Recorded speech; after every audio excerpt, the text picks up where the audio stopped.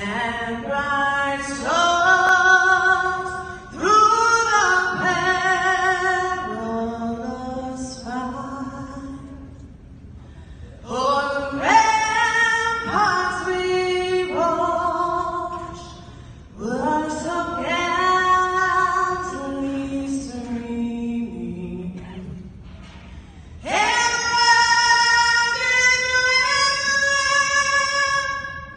the monster's stream gave proof through the night that our flag was still there. Oh, sailors that star-spangled banner yet wave,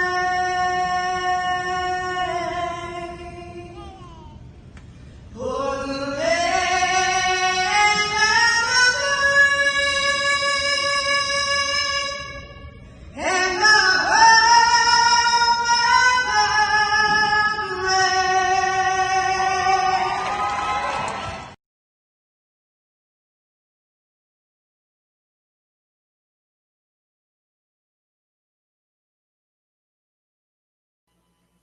All right, we are live. Mike is supposed to be joining us hopefully this evening. He had to take care of something. Hey, Trampus, good evening. So I'm just kind of hoping everybody will be starting to come in here on a Wednesday, December 18th. Reminder that this is the last show for the year for our Wednesday night. Jamie has a 701 Nation coming up tomorrow night. So I want to tune in for that 8 o'clock p.m. Central Time, and of course 9 o'clock or 7 o'clock Mountain Time. But basically, we want everybody to go have a great and blessed Christmas next week, as well as a New Year. Happy New Year on the 1st. So we will not again be doing a show the next 2 weeks. Brian, good to see you. He's over there on X, which we really encourage everybody to go check that out over there on X.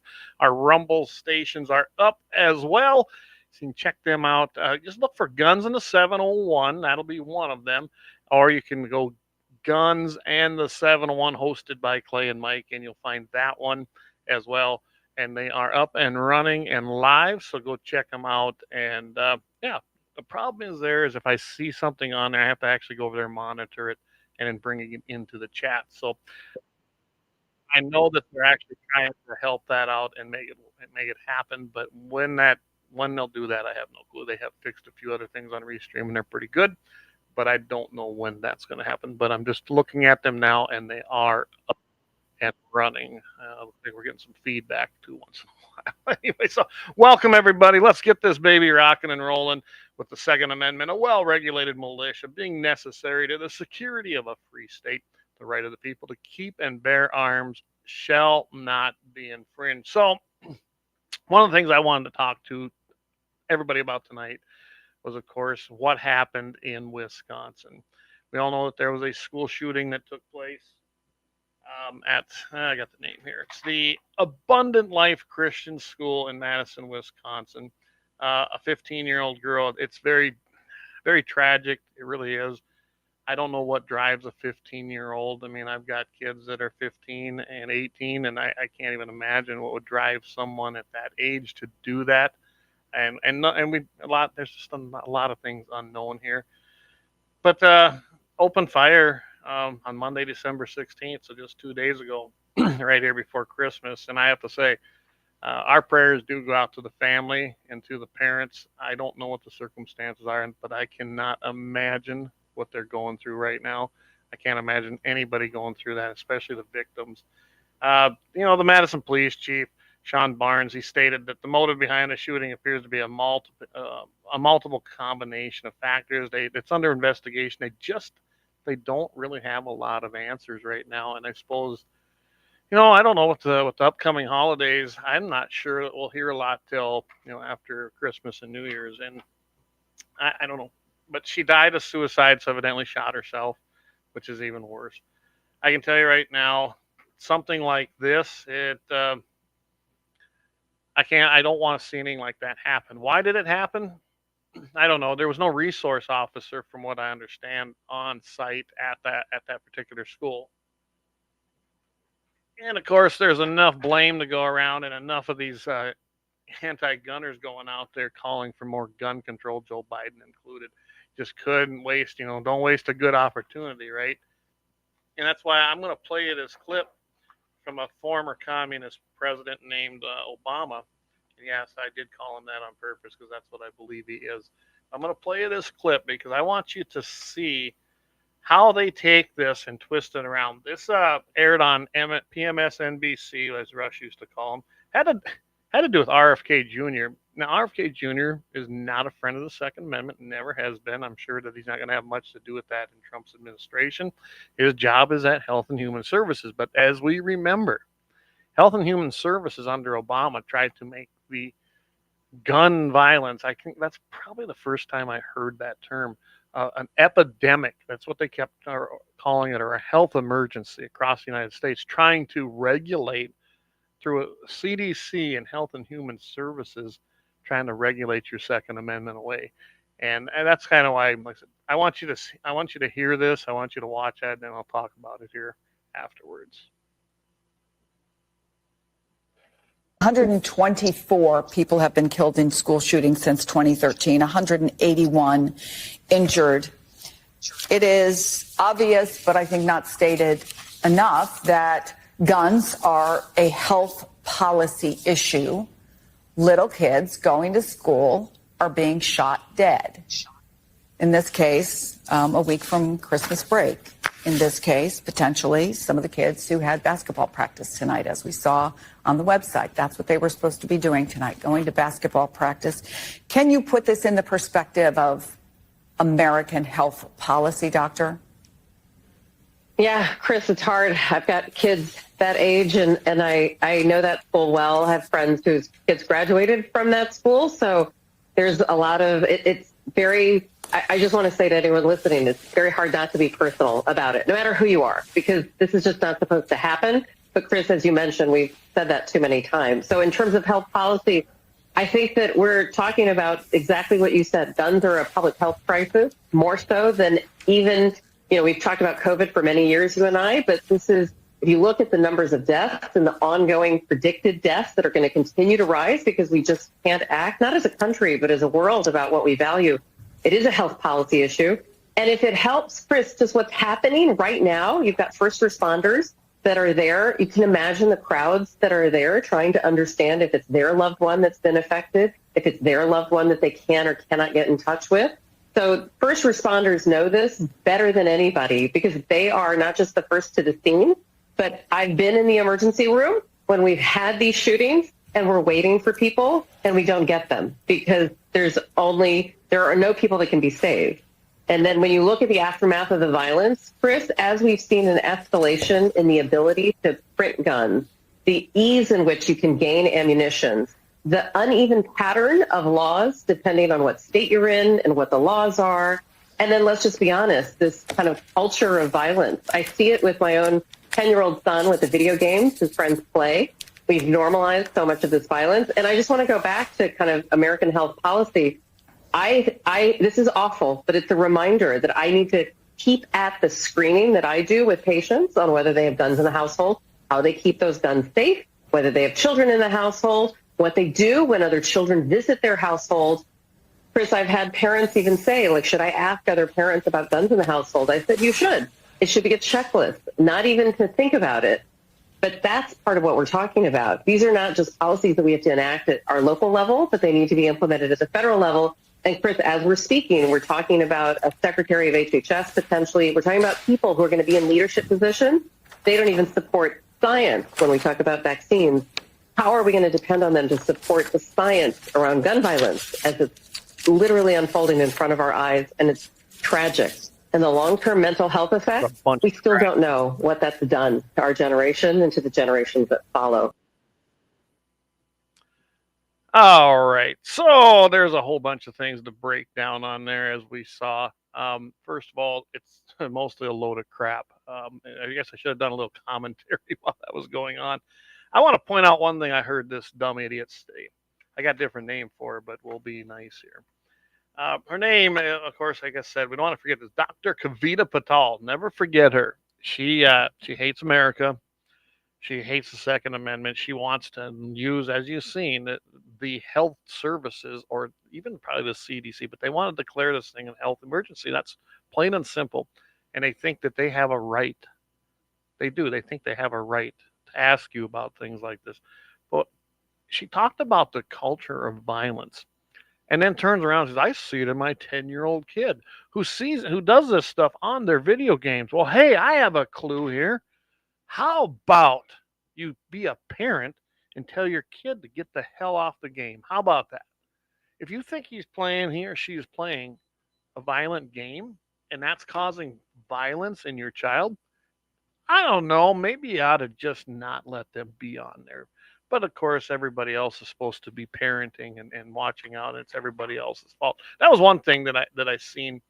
And then she mentions the idea of the escalation and the ability to print guns. Really, for one, there aren't that many being printed. It's kind of expensive, actually. It's probably getting cheaper, but I know some people have done a few things and printed some lowers, which, from everything I have understood, this really isn't illegal as long as you don't sell them. It's like producing alcohol for your own private use. You can do that. It's not illegal, but you can't sell it. Same thing here. Like I said, this is a former Obama administration official. You'll love here was her title. She was the Obama White House Director of Policy for the Office of Intergovernmental Affairs and Public Engagement. Wow. So, kind of a BS type office that we probably paid way too much for. She goes on and she talks about how there's a public health crisis. She really went down the road about Kennedy, and the reason is because she knows that he's not gonna have anything to do with the Second Amendment. She don't think he believes in the science. Boy, have we heard that. Well, trust the science, believe the science, right? Yeah, that worked out really well for everybody who bought into that crap in 2020, which I did not participate. I didn't believe him. I didn't mask. I didn't do any of that because I knew it was bogus. I can read. I'm not stupid. And I sure as hell don't believe it when the government tells it to me. So, and the way they pushed that thing and the money they pushed to this thing, and we saw that, we saw old Burgum Gates there. He bought right into it and then tried to claim he kept North Dakota open. Well, let's also remember that he also was in favor of red flag laws. So, um, don't ever think that Burgum was a friend of ours when it comes to us true conservatives. I never once thought that man was. I thought he was probably a good guy when I voted for him the very, very first time. But boy, did we learn a hard, hard lesson the hard way. So, getting back to this, though, this gal, this is not the first time we've heard about making this a public health crisis or a public emergency. She blamed also that you can gain the ease in which you can gain ammunition. We've seen that. We've seen that before. California wanted to have, well, they did pass a few things. Some have been found unconstitutional, some have not. They've been wanting to make you buy licenses in some places, extra taxes on top of what's already assessed to guns and ammo and everything outdoors. They want to make you get a license to possess it. I mean, you got to have a FOID card, if I remember right, to buy handgun ammunition in Illinois. I'll have to ask my sister and her fiance there because I know he has the FOID card in Illinois, and I'm pretty sure he's to buy certain handgun ammo. This is just a bunch of bunk. It's a bunch of crap. It has nothing to do with ammunition. It has nothing to do with the gun. It has nothing to do with printing the quote ghost guns, as Doug mentioned here. He says most ghost guns are guns with the serial numbers removed, not 3D printed ones. Exactly. The ghost gun. Let's think about terminology. Words mean everything. Gun violence. Oh no, they're not illegal aliens in here anymore. Criminals. No, they're migrants who came here looking for a better life, or they're undocumented, or whatever you want to call them. They're illegal aliens who came here illegally, plain and simple. Just like ghost guns, like you said, most of them, maybe they got a serial number removed. There's nothing ghostly about them. But again, the things you print are not that way. You don't have the serial number. I think, and if David's listening tonight or one of the guys, our FFL dealers, if I remember right now, if you do take that firearm into an FFL dealer who's licensed to work on them, I think then they might have to assign one, but I don't remember on that so much anymore. Getting back to this thing here, though, this gal then goes into how she wants to get into the health policy and the patients. Like I said, believe the science, but she also, and I've seen this in some places, and of course it didn't go well the last time I got asked one of these questions. But they want doctors to ask, and she thinks she has every right to do this. Ask them in your household: do you have guns? Do you keep your guns safe? Do you have children in the household? And then encouraging other parents: oh, you better make sure you ask people if they got guns in the household. Well, I'll answer that one. There's a lot of guns in this household. They sit like this, and you know what? If I don't, all the friends that my boys have had out here, I make it very clear to them what will happen to them if they even touch a firearm in this house with no permission and my supervision. If I don't think that the kids that they have invited over are, let's just say, good as far as listening to direction, I lock this basement up, because that's where everything's pretty much at, and I won't let them near them. So, I mean, I took my own responsibility for them kinds of kids. But yeah, the best thing is I've taken a lot of them and introduced them to firearms, even when their parents didn't like them. I just kind of love that. And of course, it resulted a lot of times in the kids not being allowed back here. Fine with me. They can pound sand. I really don't care. This is a house that has firearms and expresses the Second Amendment with all its glory to anyone at any time. And I will do no different just because you don't like firearms. You can kiss my ass. I really don't care. And I think anyone knows me knows that would be the take I'd take on it. So anyway, I just wanted to touch on this because this tied in to the shooting that happened out in Wisconsin. But don't forget, Biden wanted to get in on this action too. Again, none of this had to do with what actually happened in Wisconsin, and that was a tragedy, and I'm hoping we get more on that. But they did not waste any time putting people on all of the drive-by media outlets, getting out there in front of the mic. Biden did a press conference, kind of making some statements, and trying to blame us, you and me, the gun owners, the law-abiding citizens, blame us for all of these things. So when you look at that, again, here we got a Department of Justice that looks like it's going to be weaponized. I'm going to get to a few of these comments, but I want to take a chance to, hey, Mike, glad to have you joining us. I'm just going to go into a break quick like here, but I want to say thanks to Anvil Brand LLC. And I want to bring them up because they're brand new. They're a top one, just like Lauer Auto and Bloodline. And if you want to call them, you can get a hold of them at 701-471-6629. And I'm telling you, some great barrel horse racing animals there. I think her name Tracy. I hope I didn't get that wrong. She's brand new, so I'm not real familiar. But I'm telling you right now, they got a great set of training things going on there. They got some great barrel horses, and she competes quite regularly. So again, welcome to our brand new sponsor, Anvil Brand LLC, at 701-471-6662. And of course, we can't forget our great sponsor, Lauer Auto Repair, one of the very first. Doug and the boys down there at 309 South Washington, 701-258-6308. We're going to go ahead and take our first break. We're about 20 minutes into this thing. I want to visit with Mike just quickly, and then we will come on back. We're going to hit another story and talk and then get some of your comments up here. So stay with us. We will be right back.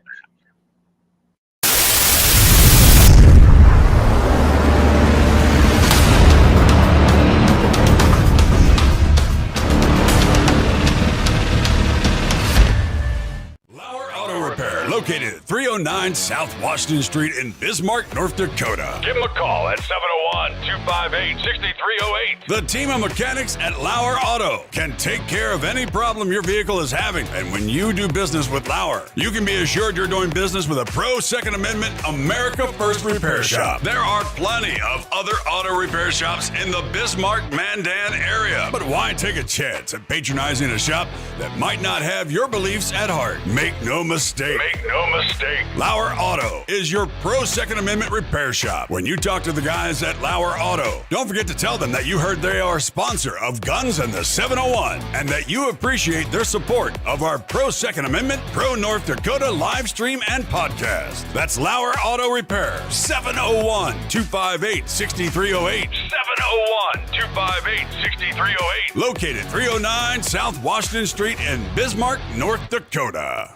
Experience the exhilaration of power in your hands at Bloodline Kinetics. Why Cerakote? Simply, it aids in firearm preservation while also giving your piece a unique look. Barrel threading, NFA laser engraving, bolt handle threading, mount, level, and bore, sight scope chamber, rebarreling, and much more. Bloodline Kinetics is meant to reflect a long American lineage in gun ownership, who stand for the Second Amendment rights, Bloodline, and the science behind gun accuracy. Kinetics. To some, it's just a constitutional right that can go away. To us, it's in our American bloodline, and we believe it should stay that way. Here at Bloodline Kinetics, we understand that hunters, sportsmen, women, and gun owners should have a quality firearm. Stop and see us at 2008 Morrison Avenue 2 in Bismarck, North Dakota, 58504, Monday through Friday, 8 a.m. to 5 p.m. Call 701-390-7997. Visit our website, bloodlinekinetics.com.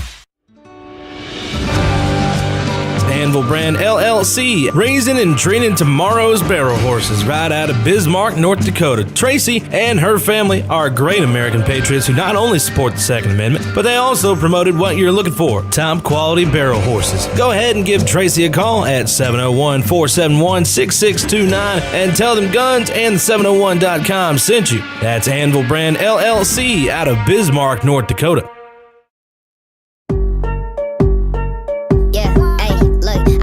Like Michael, the flow like Aubrey. Walk around thinking I'm a prince like Saudi. Mismatched Converse, t-shirts tucked in. Know my worth, can't tell me nothing. White Nikes, albino, can cop my stilo. Head to All right, we are back. Hey, Mike. Welcome. Hey, I got to thank you for taking the reins last week, too. That was kind of sorry about this week. No worries, Mike. No worries there. We got a lot of things, all of us.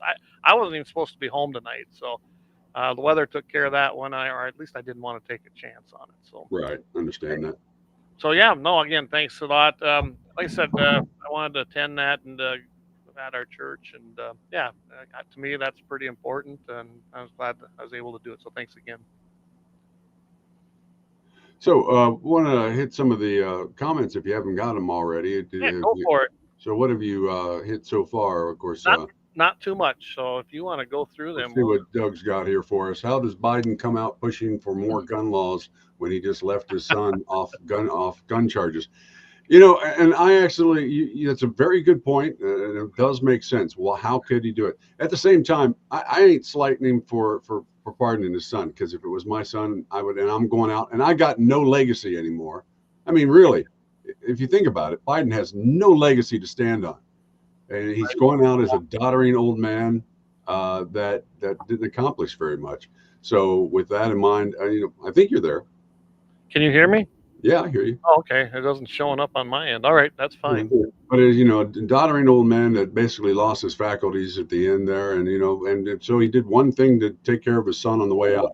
And I can't slide him for that one. But you're all right. You're right, Doug. That's absolutely right. Of course, Yeah. But I think Doug makes a great point there. I mean, yeah, and that was brought up by several people.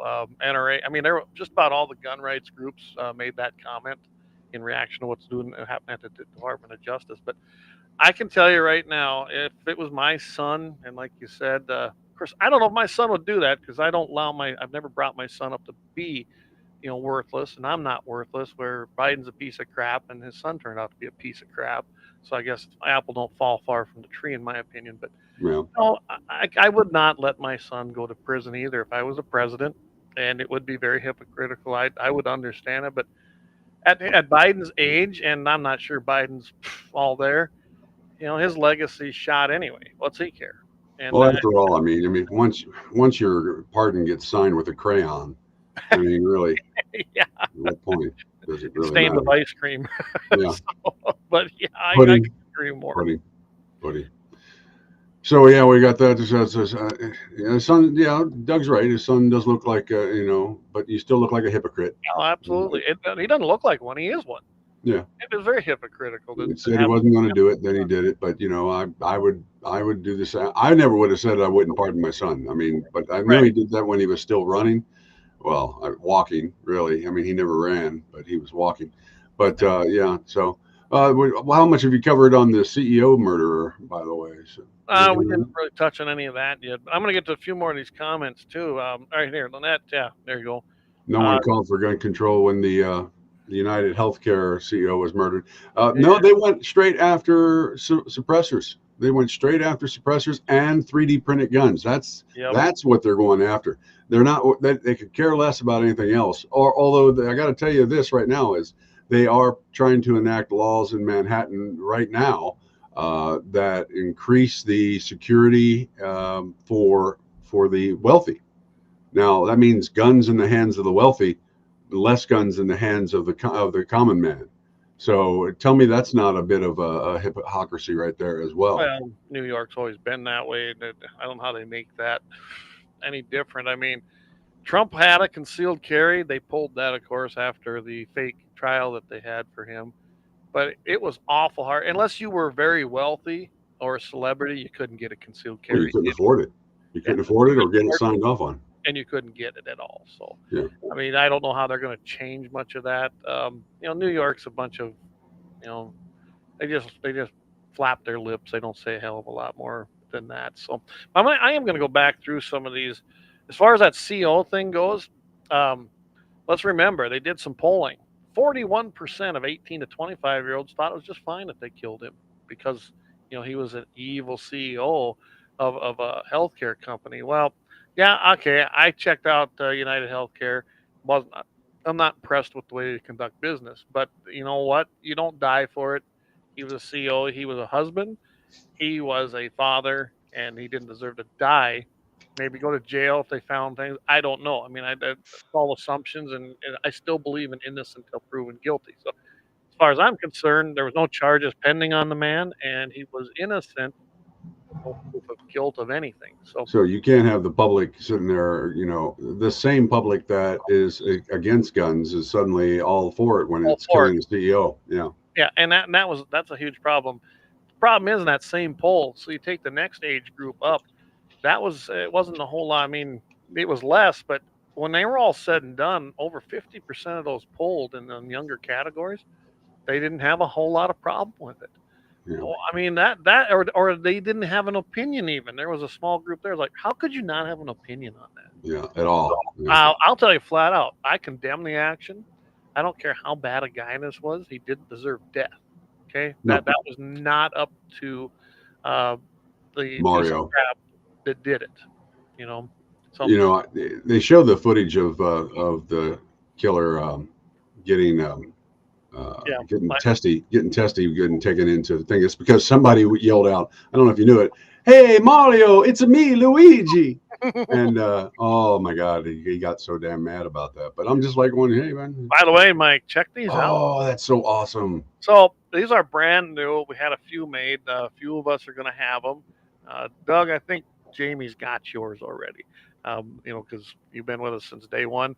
They're not. These are not an assault tumbler. An assault tumbler. I just think they turned out great. Oh yeah. Lasercraft just down the road from me, and he's a patriot. That's what I love about them. Guys are patriots as well, and I thought they did some fantastic work here. We got some OD green ones. They're a little smaller. We ordered a bunch of those, so that's the ones we're going to be using for promotion. But we'll get you one of these, Mike. Loving it. Jamie's got one. They're just going to go to our top guys, and don't worry. We're going to have more made eventually, but I think these turned out great. This was the first one, and so there ain't a lot more on it, but I want them to add a few things too. So Yeah, anyway, I think they turned out great. All right, so I'm gonna back up here. There we go, Jamie Lynette. She says it's and this is what we're talking about the shooter themselves. She says it's sad, but I wonder how many ADHD and other mind-altering drugs she was on. I would love to know that too. I have no clue. It's a 15-year-old kid going to Christian school, so that's what's interesting, really, about it. Hey, we got Ladies and gentlemen, let me introduce to you to Jamie. What's up, guys? No, we're just talking about the shooter and the shooting that took place over there, in Wisconsin. And Wisconsin. Oh yeah. Lynette said I just don't know, what kind of drugs she was on. I don't either. It's just, I'm telling you, this kid went to a Christian school, private Christian school, and she's 15, and I mean, she's not probably getting the agenda that you get in public schools. So I don't know what happened to this young lady. Hopefully that we'll find out. Dougie comes in and says, like you said, most ghost guns are guns with no serial numbers, and they're not 3D printed. And I got no problem with 3D printed guns. I don't think they're that great. So we were having a discussion, a guy at work and I today about they're going to mill out a LAUER, and he was really bragging about it. And I told him, I'm kidding with him, but not. I said, when you get that homemade out of spec piece of shit made, and I go, let's run that son of a bitch like your life depends on it. And I said, I guarantee you that piece of crap's going to jam on you. I'll tell you what, it's when people even order 80%ers. You realize what you have to do to an 80%er to bring it up so you can even use it? I mean, you got to have some tools, and I don't have them. I don't know about you guys, but I don't have them.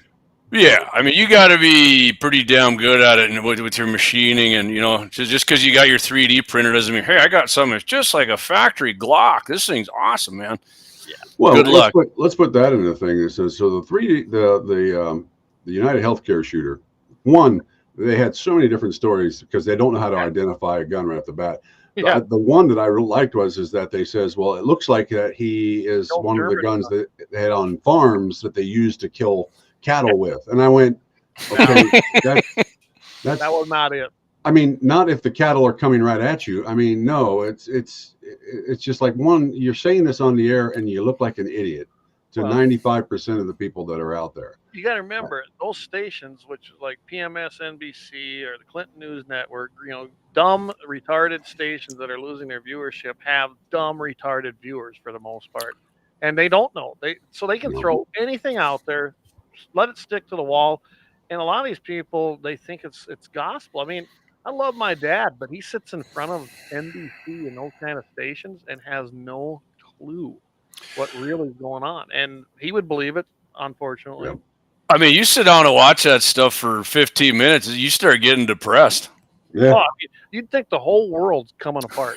Yeah, you would. That's exactly it. And with Trump coming in, it's just going to be a tyranny, and it's going to no, that's what we've been kind of living under the last 4 years. Yeah. I wake up happy if I'm in a bad mood and I wake up, I got to remind myself what's going to happen on the 20th, man. I cheer up right away. Here, this will cheer you up. Dougie says, hey, we're just watching The Country for Old Men. Have you ever watched that movie? Yeah. No, I don't think I have. What's that one? That's pretty good. I don't want to. That one where they take the money and it's from the cartel and he's antelope hunting there. Okay. And then of course they bring the hitman across. He was using a kind of like a cattle gun, wasn't he? No, he was. It was the air tank spike. Yeah. Yeah, he did. Yeah, that's right. He did have that, didn't he? Yes, he did. I thought, that'd be kind of cool. I should rig one of them up. I got compressed air. Yeah, well, I'd probably take one of those over 80% lower somebody printed or no. That'd be more accurate, probably. Yeah. Oh, yeah. Yeah, Kelly, he didn't like that when I was telling him that. I'm not going to use it to defend my life. I go, how do you know? You never know what you're going to have. You never know. What? I'm not against doing it. I'm just saying, I'm fairly certain they're not going to be like a company like a Smith & Wesson or Aero Precision or somebody who makes those for a living. You're not going to have the same kind of quality as you would there. So, well, I can tell you this. My nephew has a 3D printer, and we do have plans to load. No, Clay, it's not cough medicine. Oh, okay. It's a little courage, maybe, or just. It's my Saigai shot glass there. There you go. There you go. Anyway, we've got the plans that they were not illegal to get to actually print a Glock frame.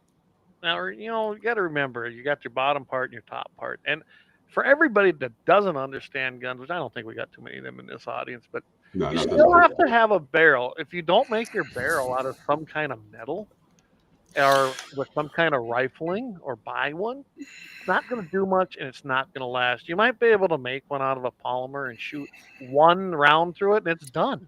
Yeah. Even what do you think about like a shotgun barrel? Would it last for a couple more rounds than something that needed rifling? It might. I mean, some of them polymers. So the stuff he's got, his machine is just going to be polymer. The heavy plastic. But they do make them that do print metal now. And I don't know what's on. Oh, them are crazy. They're gonna have to have an FFL. No, they're gonna make it an NFA item. You have to get a $200 tax stamp to have a metal 3D printer. I wouldn't doubt it. Well, so I guess we'll see, right? So Biden was calling for an assault weapons ban again right away, huh? And it was a handgun. Yeah, she had a handgun. He called for an assault weapons ban. Oh, let's see. What's the old cliche? We need an assault weapons ban. We need magazines that are 10 rounds or less. We've heard We this have to have before. advanced background checks. Oh, wait. Hey, dumbass. We already have them. You Yeah. guys already did that. Clay, remember? Go ahead. I said you were going to say something else there. Well, they're using the Unsafe Bipartisan Act that they passed. That's what they're doing. Remember, that's how government works. They try to pass something that they shouldn't. It's unconstitutional. Just some of it hasn't been challenged yet. And as it works its way through the courts, we'll see where it goes. But then they go, oh, wait a second. See, that's illegal because we have a law against it. Well, yeah, that's because you passed a law that you shouldn't have passed. Oh, and by the way, now you have a very broad spectrum within this law that gives the Department of Justice and the ATF, a broad palette of things they can do and interpretate. I mean, this guy's got what, 2-3 weeks left and he's out, right? Right. Yep. Ah, So remember when they passed it, they said, "Hey, this is the most comprehensive gun control in 20 years, like it was the greatest thing in the world." And at the time, Mike said it, you said it, Clay, I said it. That's not going to be the end of it. And don't forget, this gal had a 9mm, right? Don't forget Joe Biden. I remember I made that meme up here. No one's coming for your guns. Also Biden. Direct quote from the guy, whether it's a 9mm pistol or whether it's a rifle is ridiculous. I'm going to continue to push to eliminate the sale of those things. Yeah. And when those, and Mike, what do you think? If let's just say we did ban 9mm handguns and ARs, you think that's going to be the end of their attempt for gun control? So now, obviously, there are going to be caveats pulled out on that, where those that don't get them banned, like police officers, military, et cetera, et cetera, et cetera.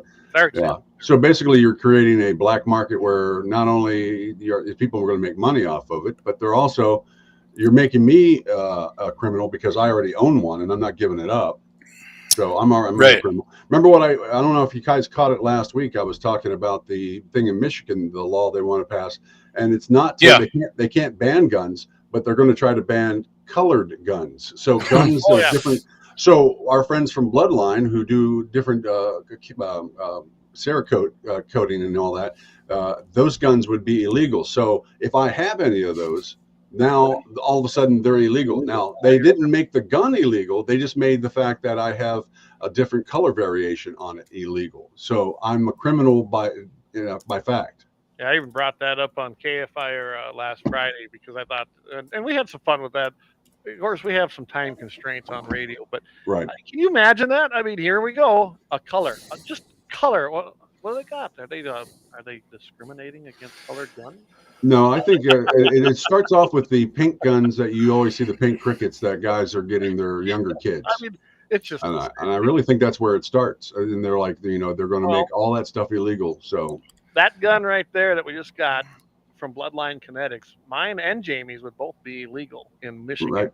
Exactly. They're not black, gray, silver. I mean, camo does not.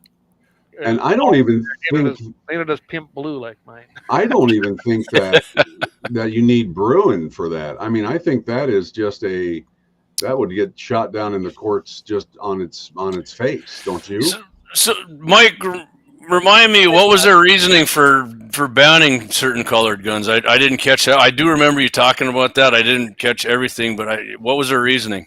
Well, one of the reasons is that the old adage of people get these in COD, Call of Duty guns and whatnot that they have all these skins and stuff that you can put on different stuff. So obviously that makes you more violent, and that makes you more apt to do something violent if you have these guns, because now you're out in the real world.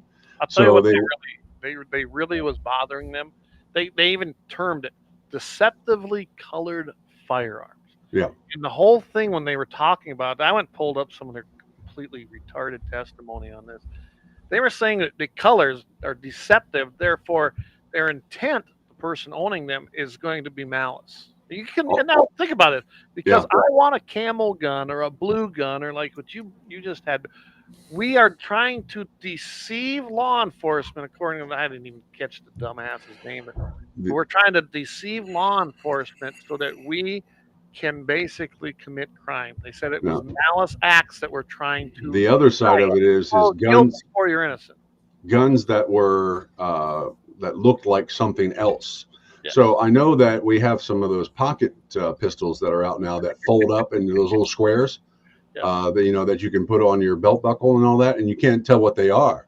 I keep thinking, every time I think of that, I think about the old Get Smart science fiction / spy stuff, where the briefcase has the or the guitar case. The guitar case is my favorite one. I guess that means that I'll never be able to get my my Charter Arms 45. What am I thinking of? The Tommy gun. Because they always came in the guitar case, so that's deceptive. See, that's only used for killing people. See, Bugsy. See? So yeah, I mean, Americans we're very individual people, and we like to customize stuff. But you can't do it to your gun, though, right? You can do anything you want. You can customize your body with gauged ears and put yourself what Rush call it, an out of dick to me. You can do that, but boy, you can't freaking customize your gun, boy. Whatever you want that to look like, that's you. About being deceptive, you're a guy, saying then you want to be a woman. Now that's deceptive. I don't want to look up "out of dick to me" because I'm afraid it'll ruin my search engine. Hey, I want to say hi to everybody over on Rumble. I do see you over there. Thanks for listening over there. And of course, our numbers are good tonight too. So must be a good night to come on tonight. So, I did notice this last week here we picked up a lot of subs, and we're getting more eyes on stuff. Man, I can't wait. I think next week we're going to be able to go live actually on GAT701. I did share that to GAT701 from Sturm and Guns Andy 7001. I did, so people can watch that on ours. And I appreciate everybody. I turned it on tonight because I wanted to see if it would go live. It didn't, but that's okay. I think you said like the 22nd. Remember, I thought it was, I had two dates down. I had the 17th to the 22nd. So, and I know you guys aren't doing a live stream next week, and neither am I, but I'm going to give it a try. And if I can, maybe I'll just come on and stick my tongue out or something. I actually know what Doug is talking about. I've seen it, and it's actually pretty damn cool. It looks just like the gun you used to do duck hunt with. Oh my, really? Okay. Yeah, I seen it. Yeah. It's painted up exactly, look like a Nintendo duck hunt gun, but it's a Glock. I love it. It's a great idea. Of course, Dougie would like that. He wants to do a pistol steal challenge. He said he's tired of this rifle crap. Speaking of, so I know we're getting off subject. I'll tell you what. Hey, Nicole, how you doing? Let's take a quick break. Thanks for including our brand new one, and we'll come back. And I think we've beat this to death enough anyway. And, And we'll talk a little bit about the steel challenge and some other things. Beat it down, right? All right, we'll be right back. Well, since Jamie showed up here, you get ready. You get ready to hit the commercial. I'll hit the intro here real quick because I love this one. No.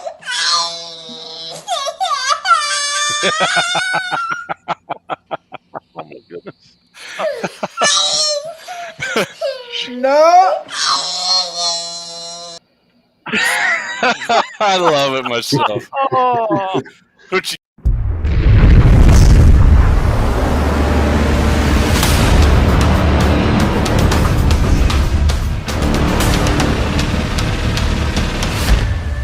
LAUER Auto Repair, located at 309 South Washington Street in Bismarck, North Dakota. Give them a call at 701-258-6308. The team of mechanics at LAUER Auto can take care of any problem your vehicle is having. And when you do business with LAUER, you can be assured you're doing business with a pro Second Amendment America First repair shop. There are plenty of other auto repair shops in the Bismarck-Mandan area. But why take a chance at patronizing a shop that might not have your beliefs at heart? Make no mistake. LAUER Auto is your pro Second Amendment repair shop. When you talk to the guys at LAUER Auto, don't forget to tell them that you heard they are a sponsor of Guns and the 701 and that you appreciate their support of our pro Second Amendment, pro North Dakota live stream and podcast. That's LAUER Auto Repair, 701-258-6308. 701-258-6308. Located 309 South Washington Street in Bismarck, North Dakota. Experience the exhilaration of power in your hands at Bloodline Kinetics. Why Cerakote? Simply, it aids in firearm preservation while also giving your piece a unique look. Barrel threading, NFA laser engraving, bolt handle threading, mount, level, and bore, sight scope chamber rebarreling, and much more. Bloodline Kinetics is meant to reflect a long American lineage in gun ownership, who stand for the Second Amendment rights, Bloodline, and the science behind gun accuracy. Kinetics. To some, it's just a constitutional right that can go away. To us, it's in our American bloodline, and we believe it should stay that way. Here at Bloodline Kinetics, we understand that hunters, sportsmen, women, and gun owners should have a quality firearm. Stop and see us at 2008 Morrison Avenue 2 in Bismarck, North Dakota, 58504, Monday through Friday, 8 a.m. to 5 p.m. Call 701-390-7997. Visit our website, bloodlinekinetics.com. Ever tried catching a fish with your bare hands or hunting a deer with a stick? Don't be that guy. At Mandan Sporting Goods, we've got all the hunting and camping gear you need. We're your one-stop shop for outdoor adventure. A well-regulated militia being necessary to the security of a free state, the right of the people to keep and bear arms shall not be infringed. Check us out at mandansportinggoods.com, or better yet, stop in to 210 East Main Street, Mandan, North Dakota. Mandan Sporting Goods, where the outdoors meets functionality. Store hours, Monday through Saturday, 9 a.m. to 6 p.m. Closed Sunday. Take up arms at Mandan Sporting Goods. Your adventure starts here. Looking for the best gun gear for every and any situation? Little Angry Man Arms LLC has you covered. Top-notch guns from top-name brands like Winchester, Glock, Sig Sauer, and Ruger to essential extras from Magpul's, Streamlight, Hollow, Sun Optics, and more. Little Angry Man Arms LLC have everything to make your shooting adventures a success. Visit littleangrymanarms.com today and gear up for your next big hunt, competition, or home defense. Don't miss out on our exclusive deals. Little Angry Man Arms LLC, based in Trail City, South Dakota, your ultimate hunting partner.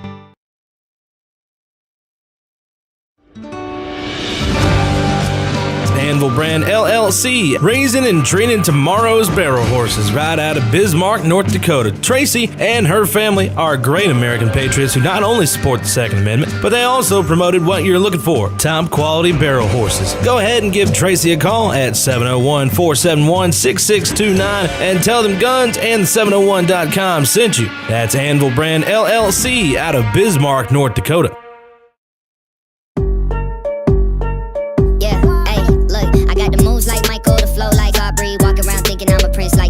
Mismatched Converse, t-shirts tucked in, know my worth, can't tell me nothing. White Nikes, albino, can cop my stilo, head to... All right, back, but we better get the main scene up here. There we go. Oh, you look so good with that little baby there. That baby wanted the gun. He wanted the gun. Man, come on now. Hey, Kevin. We haven't seen Kevin for a while. He says, I figured out how to say hello. Glad to have you here, Kevin. Right. Oh, yeah. Nicole's on here. I wonder where Mark's at. Nicole, appreciate Nicole joining us down there, too. Man, you guys draw a hell of a crowd on here, I see, huh? I'm surprised. Numbers are pretty good. I mean, when you put them all together with the ones that don't show up here on our counter and restream, that we're over 70s or over 60. So thank you, everybody. Yeah, there we go. Kevin, I think. Anyway, Kevin's out in Pennsylvania. He's a great patriot out there. Hey, I know that you delivered Pennsylvania for us. Thank you.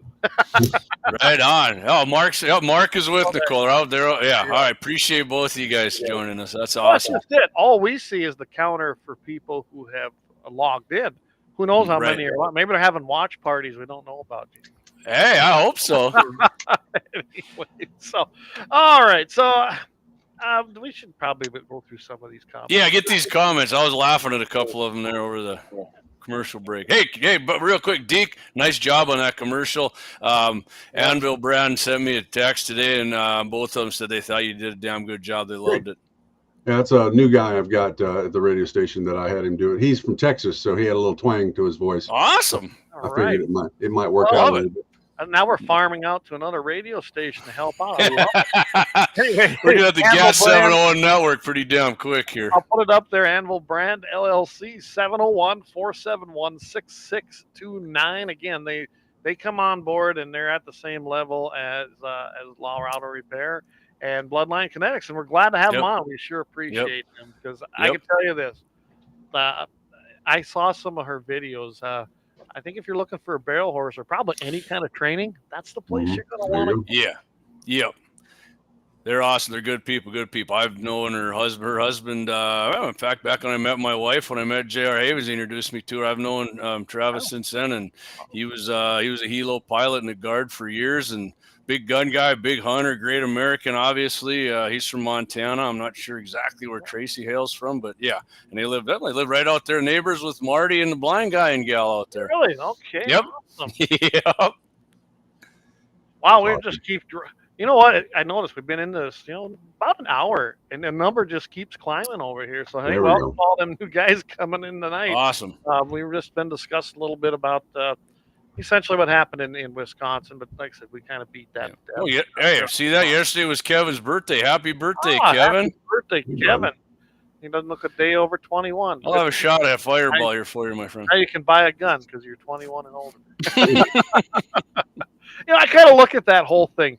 They come out with this 18 to 21-year-olds have to get enhanced background checks. So I thought one guy made a hell of a good point. How come at 18 you can be tried as an adult, you can buy property, you can vote, you can be drafted to handle a gun, by the way, start a business, you can do everything an adult can do and be held responsible as an adult, but you're not responsible enough to exercise your Second Amendment or defend yourself if you have property. Yeah, it don't make sense, does it? Well, that's because it's wrong. That's just the way it is. It doesn't mean anything. It's just another way, another chip at that foundation of our rights, and that's what that was. Kevin, go to war. There you go. Yeah. So one of these comments I wanted to hit, Clay. Lynette said, actually, I just saw this one, but she said that her and Dougie are headed to Arizona in February. Maybe gather some bad hombres down there. Get it going. Dougie's got plenty of stuff he can take down that's legal in Arizona. Brian's comment here is that made me laugh, and he said, reminds me of Walt Garrison and Yul Brenner advertising for Skoal, and for, quote, you younger fellas, we have Happy Days. I had to ban that too because it appealed to kids. The good old days. Right, Happy Days came in like 3 flavors. It was the pink can, the green can, and there was another one. And I remember I hung out with Lynette's family, her brothers back then. I mean, we tried Happy. It was some terrible chew, by the way. I definitely would take like Skoal over that any day. Okay, Mark. The chat just spins. Yeah, I'm not sure what to tell you on that, Mark. I know there's been problems. It's not on our end. I don't know why it does that over there, but I've seen that too. Or some of the comments come through and some don't. I can't tell you why. Like Kevin's over there tonight on X and it's working, but I just don't know what to tell you, Mark. I know that there are issues with X at night. But, maybe X. So we do. I just got a text. Hey, Anvil Brown's listening. Travis sent me. Hey, my pleasure, buddy. Glad you're listening. He said, "Good listening," with some exclamation points here. So, hey, I think we're probably just getting started right now, aren't we? Yeah, probably. Now that you got me on here, so. You are the catalyst, Jamie. You are the catalyst. All right, I'll take that. Whatever. I'll take it. I like Kevin. He says, "Hey, Red Man. Oh, the old loose leaf." Oh yeah. There you go. First chew I ever had. Lynette's brother gave me a Red Man. I mean, Tim's a great guy, but I wish he'd never gave me when he got me hooked on it. But yeah, I spit that out and said I was never chewing that shit again. And, I chewed for about 25, 30 years after that. So. And Levi Garrett, let's not forget that stuff. Ooh, good stuff. Good stuff. Oh, ouch. I stuck to the Hubba Bubba. Hubba Bubba. Good call. They don't make that anymore? No, they don't, because it looks too. Well, you can still find it some places and some rare places, but yeah, it's very, very rare to find that anymore. It's like niche stores, like you can find baseball chew and all that. That's bubble gum. I remember there's you can like knick-knack stores or whatever is what I'm trying to think of. We've always talked about how stuff in a can that was like a bubble. Yeah, gum. I used to remember that. And then you had remember Big League Chew? Well, that was bubble gum. We always get dinged because we have guns on the thing and they think we're trying to sell them and all that. But I noticed, Clay, that you were ordering some of these online. And oh my God, not one that goes on a barrel. Yeah. Anyway, that ain't gonna work out. No, not too well. Barrel. But I was trying them. out. Yeah, you're right. The one that works on the barrel is sucks. So I can't see it. I ordered that one. I put it on the AK. I was listening to your show, Jamie, because I wanted to catch it. I had the and I listened to the discussion between AKs and ARs, which I thought was great. But I thought that bipod fit an AK because that bipod was $17, and for $17, it's not bad. But I don't think that's the bipod I'd want. Hey, you need to do a review on it at some point. I will. It's not horrible, but I'll tell you what. I'll get out there maybe. Leave it on the AK here, and maybe over Christmas break I can get a few videos because it's not horrible. I think it's made a little bit chintzy, but what do you get for $17 out of China, right? I mean, that's actually pretty expensive. I mean, under Joe, that's pretty cheap from China stuff. Yeah. Well, when you figure a good bipod will cost you $50 or more. Right. Oh shit, more than that. I mean, if you want a Harris, I mean, they're $120, and I don't mean Kamala because she'd want to ban bipods. So wow, I haven't bought a Harris bipod. In years. Yeah. Oh yeah. Clay, as soon as Trump was out of there, Clay, they were about $99. Sometimes on sale for the tilt ones. Yeah, now they're 120, and the tilt ones are like 125. Well, I think when you were talking about the other Harris, I think you were talking more of a tripod because everyone's tried it. So she likes them tripods. There you go. Hey, just a second. There you go. Thank you. We're here all week. See, you gave me a board, so there you go. So you guys want to hit on the coyote rifle challenge a little bit? Yeah, I do. I wanted to make that. I'm sorry I couldn't make it there, but it sounded like it was a good time. It was, and if anybody listening is not familiar with it, videos are up on our Facebook page and YouTube.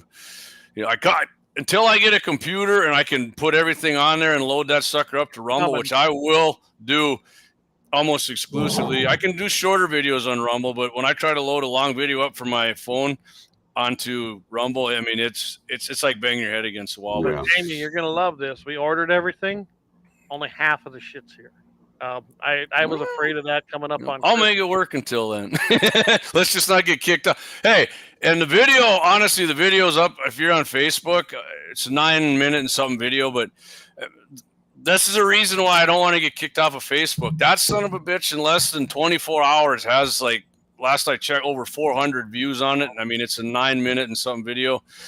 To compare that, I mean, in YouTube, you can't, for whatever reason, I don't know. I haven't figured out what makes people like shit really on either one of them. But YouTube, it's like, I mean, it actually picked up today in the last couple hours. That's maybe under 100. But I mean, like, a comparison, our deer gong video on there was like almost 7,000.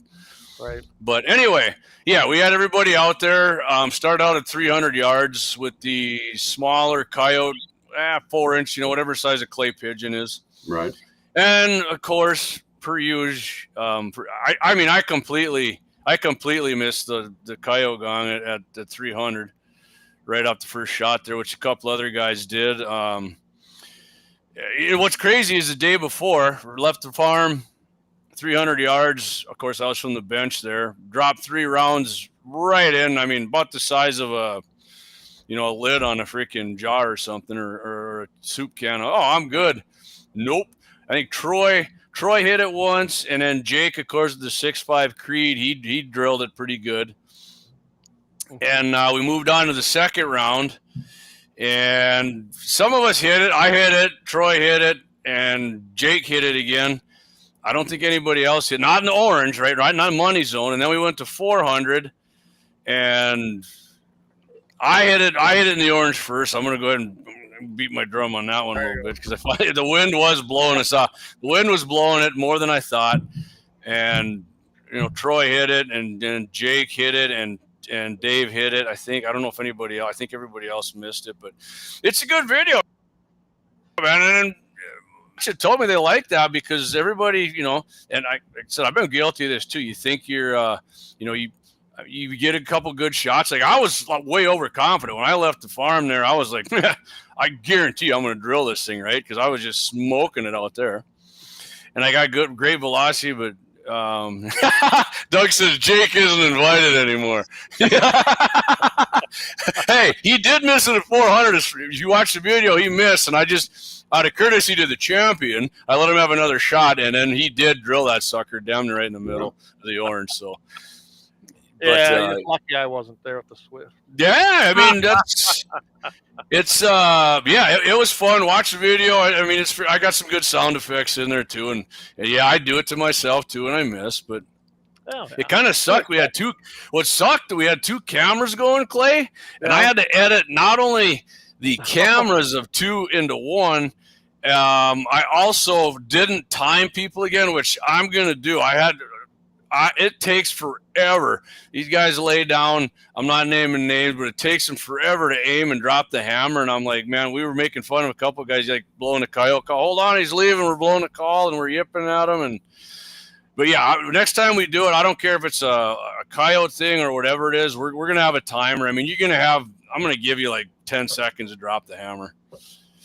Well, that would be more of a realistic hunting situation. Right. I don't know about you, but in a way, I mean, if it depends on if you're driving along and you see one, which we all have done, right? And you stop and get out. It's stop, get out, and shoot because they're already running, right? Generally. Mm-hmm. But if you're calling them now, that's a little different because generally when I'm calling, I'll drop my mouth call because that's how I do it. Or if I got my small one in, then I'll leave it in my mouth. But I'm already sitting there with my gun on my sticks. Right. I'm ready to rock and roll. Now, I don't know. It depends on what hunting situation. So what I did is I said once, at the eye, I got my phone and I clamp it onto the phone scope and the spotting scope. And once it's a fairly, real clear, a good clear picture. All right, you go for it. Yeah. And man, I mean, some boys are waiting a long time to drop it, but but we got some other ones lined up. He said, all right, Jake is the top shot of this challenge stuff. So I was thinking of that. He did. This is the first one he's won, actually, I think, because the first one, Jake's buddy won, Wyatt or Whalen. Eric won the second one, the Prairie Dog. Now Jake has been consistent dropping warheads on the steel. I will say that.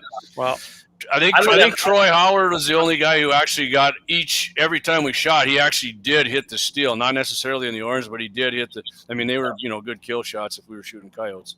Well, I guarantee you, the way it looks, so we're going to be doing more of this stuff going into next year. Yeah.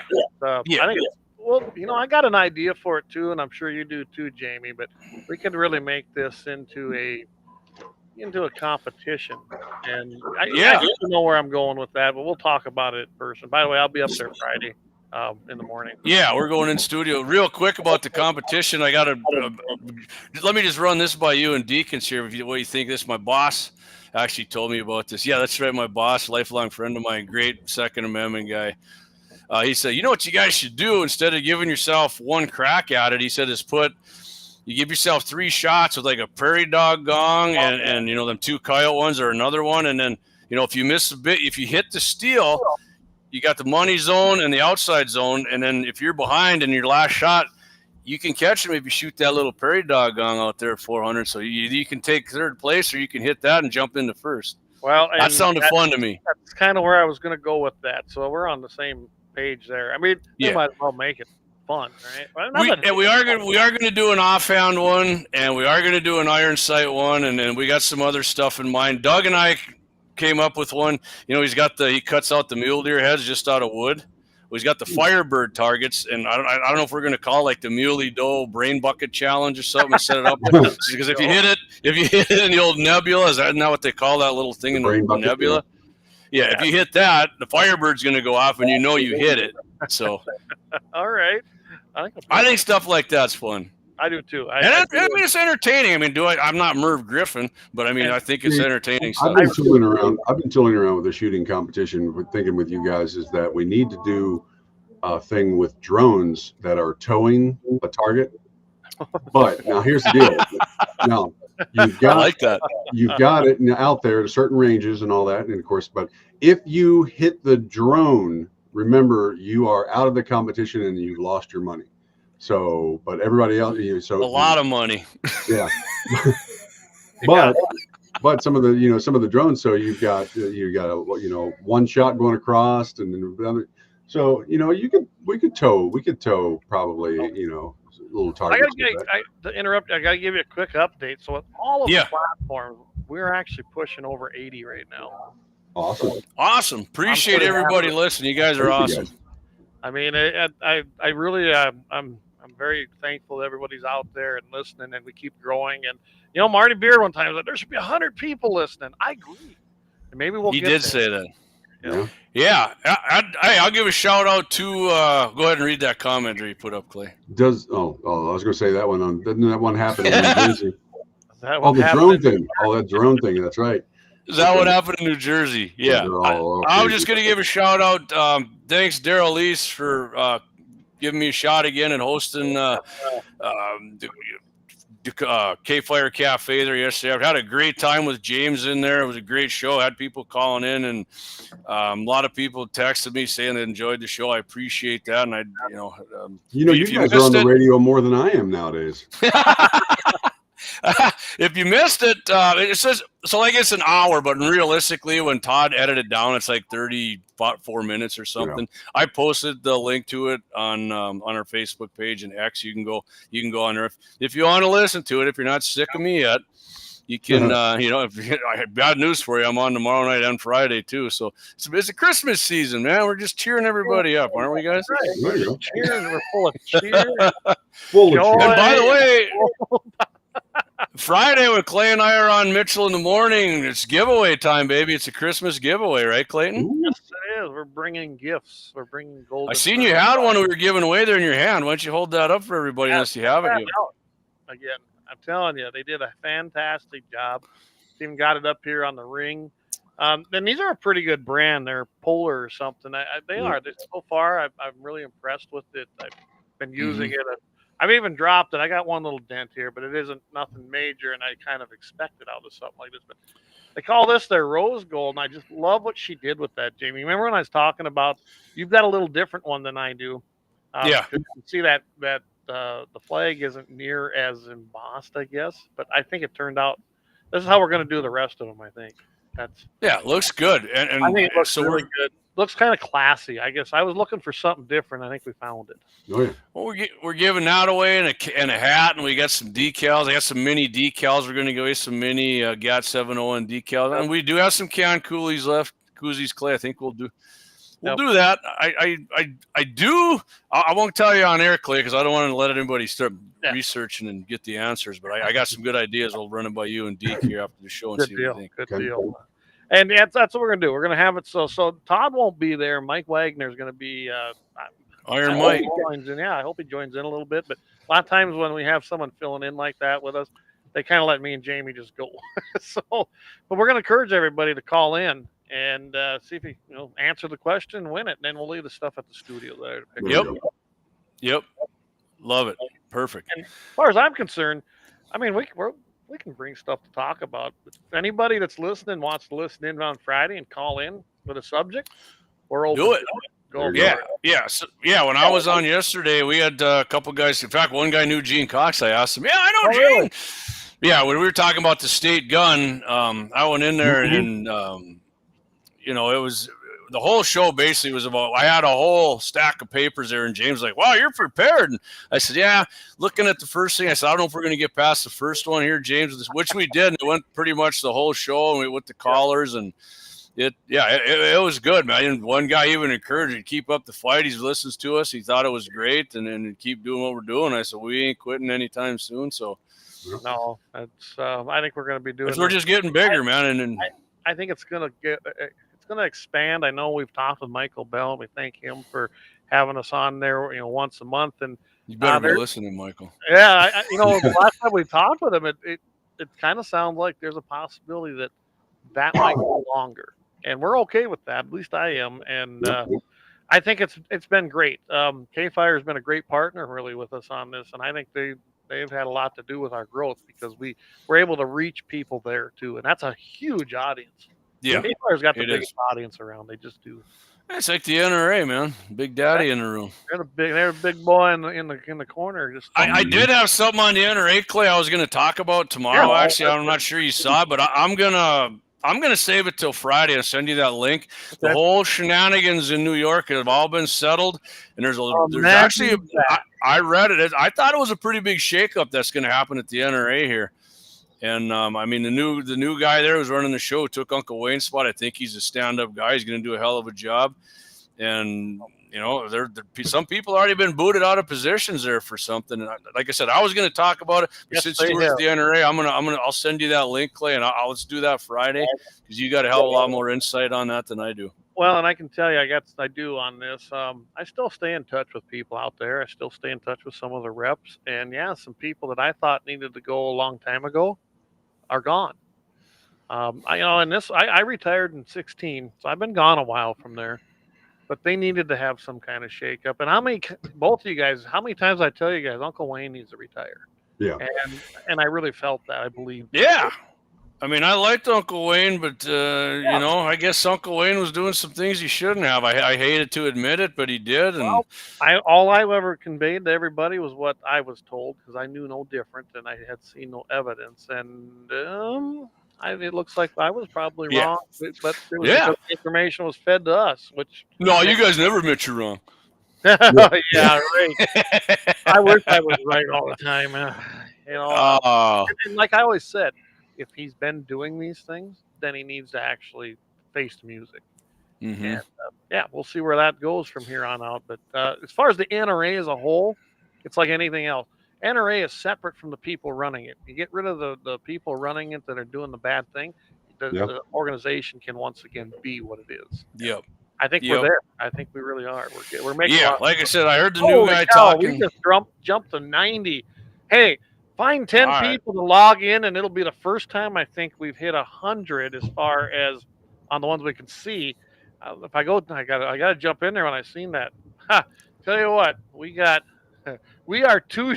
If we get 2 more viewers with what's on Rumble and the other platformers, we're at 100 guys. So let me ask you guys this: you guys, you want to do a little quote here or a little?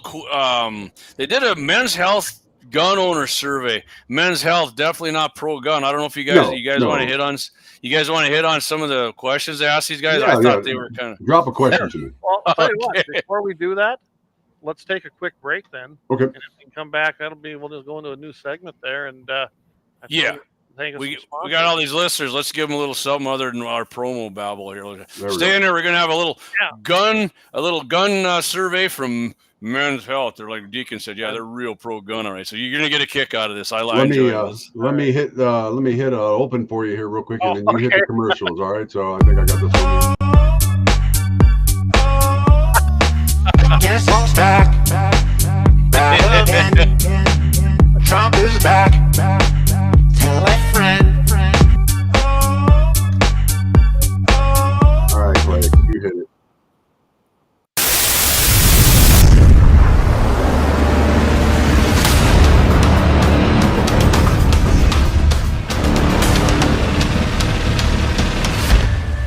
LAUER 309 South Washington Street in Bismarck, North Dakota. Give them a call at 701-258-6308. The team of mechanics at LAUER Auto can take care of any problem your vehicle is having. And when you do business with LAUER, you can be assured you're doing business with a pro Second Amendment America First repair shop. There are plenty of other auto repair shops in the Bismarck-Mandan area. But why take a chance at patronizing a shop that might not have your beliefs at heart? Make no mistake. LAUER Auto is your pro Second Amendment repair shop. When you talk to the guys at LAUER Auto, don't forget to tell them that you heard they are a sponsor of Guns and the 701 and that you appreciate their support of our pro Second Amendment, pro North Dakota live stream and podcast. That's LAUER Auto Repair, 701-258-6308. 701-258-6308. Located 309 South Washington Street in Bismarck, North Dakota.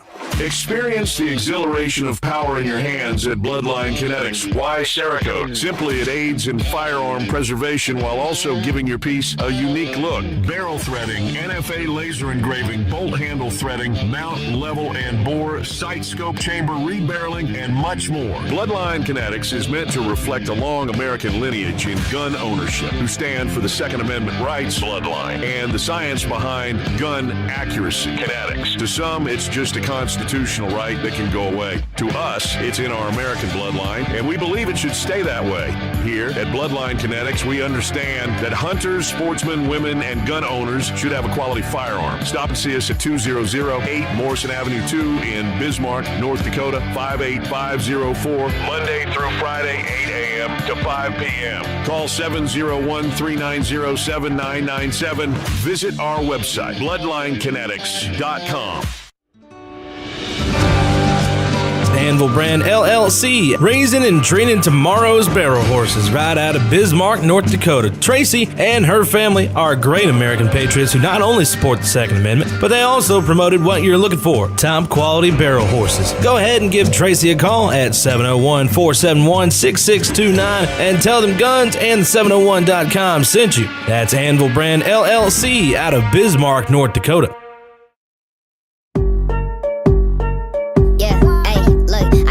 Like Michael, the flow like Aubrey. Walk around thinking I'm a prince like Saudi. Mismatched Converse, t-shirts tucked in. Know my worth, can't tell me nothing. White Nikes, albino, can cop my stilo. Head to. All right, we are back. We better get back to the main scene, though. So I gotta throw this up. One shot says he goes, "Hey, drone at night with a camera tracer round." Oh, there we go. That'd be awesome. I'm voting for that 50. Doug says, I agree with one shot. Yeah, I do too. We happen to know a guy that's got some of them. Practice at night with tracer rounds on a drone. There you go. I love it. That probably was some of the. It was actually, other than when I bounced those tracers off of Lake Oahe with the AR. That when we shot that tracer at wintertime there, that's when we had all that snow too out at Axis. I mean, we got that picture. That son of a bitch was 80, 90 yards down range. And it looked like the biggest firefly ever seen lighting up the night off. You could see it off the snow and everything. It was cool. That was a lot of fun. And yeah, I mean, you could see everything. It lit up everything. We're just like, whoa. You know? So Mark, I basically grabbed that video and I was able to take it down frame by frame. Yeah, it was a lot of fun. Yeah, that was awesome.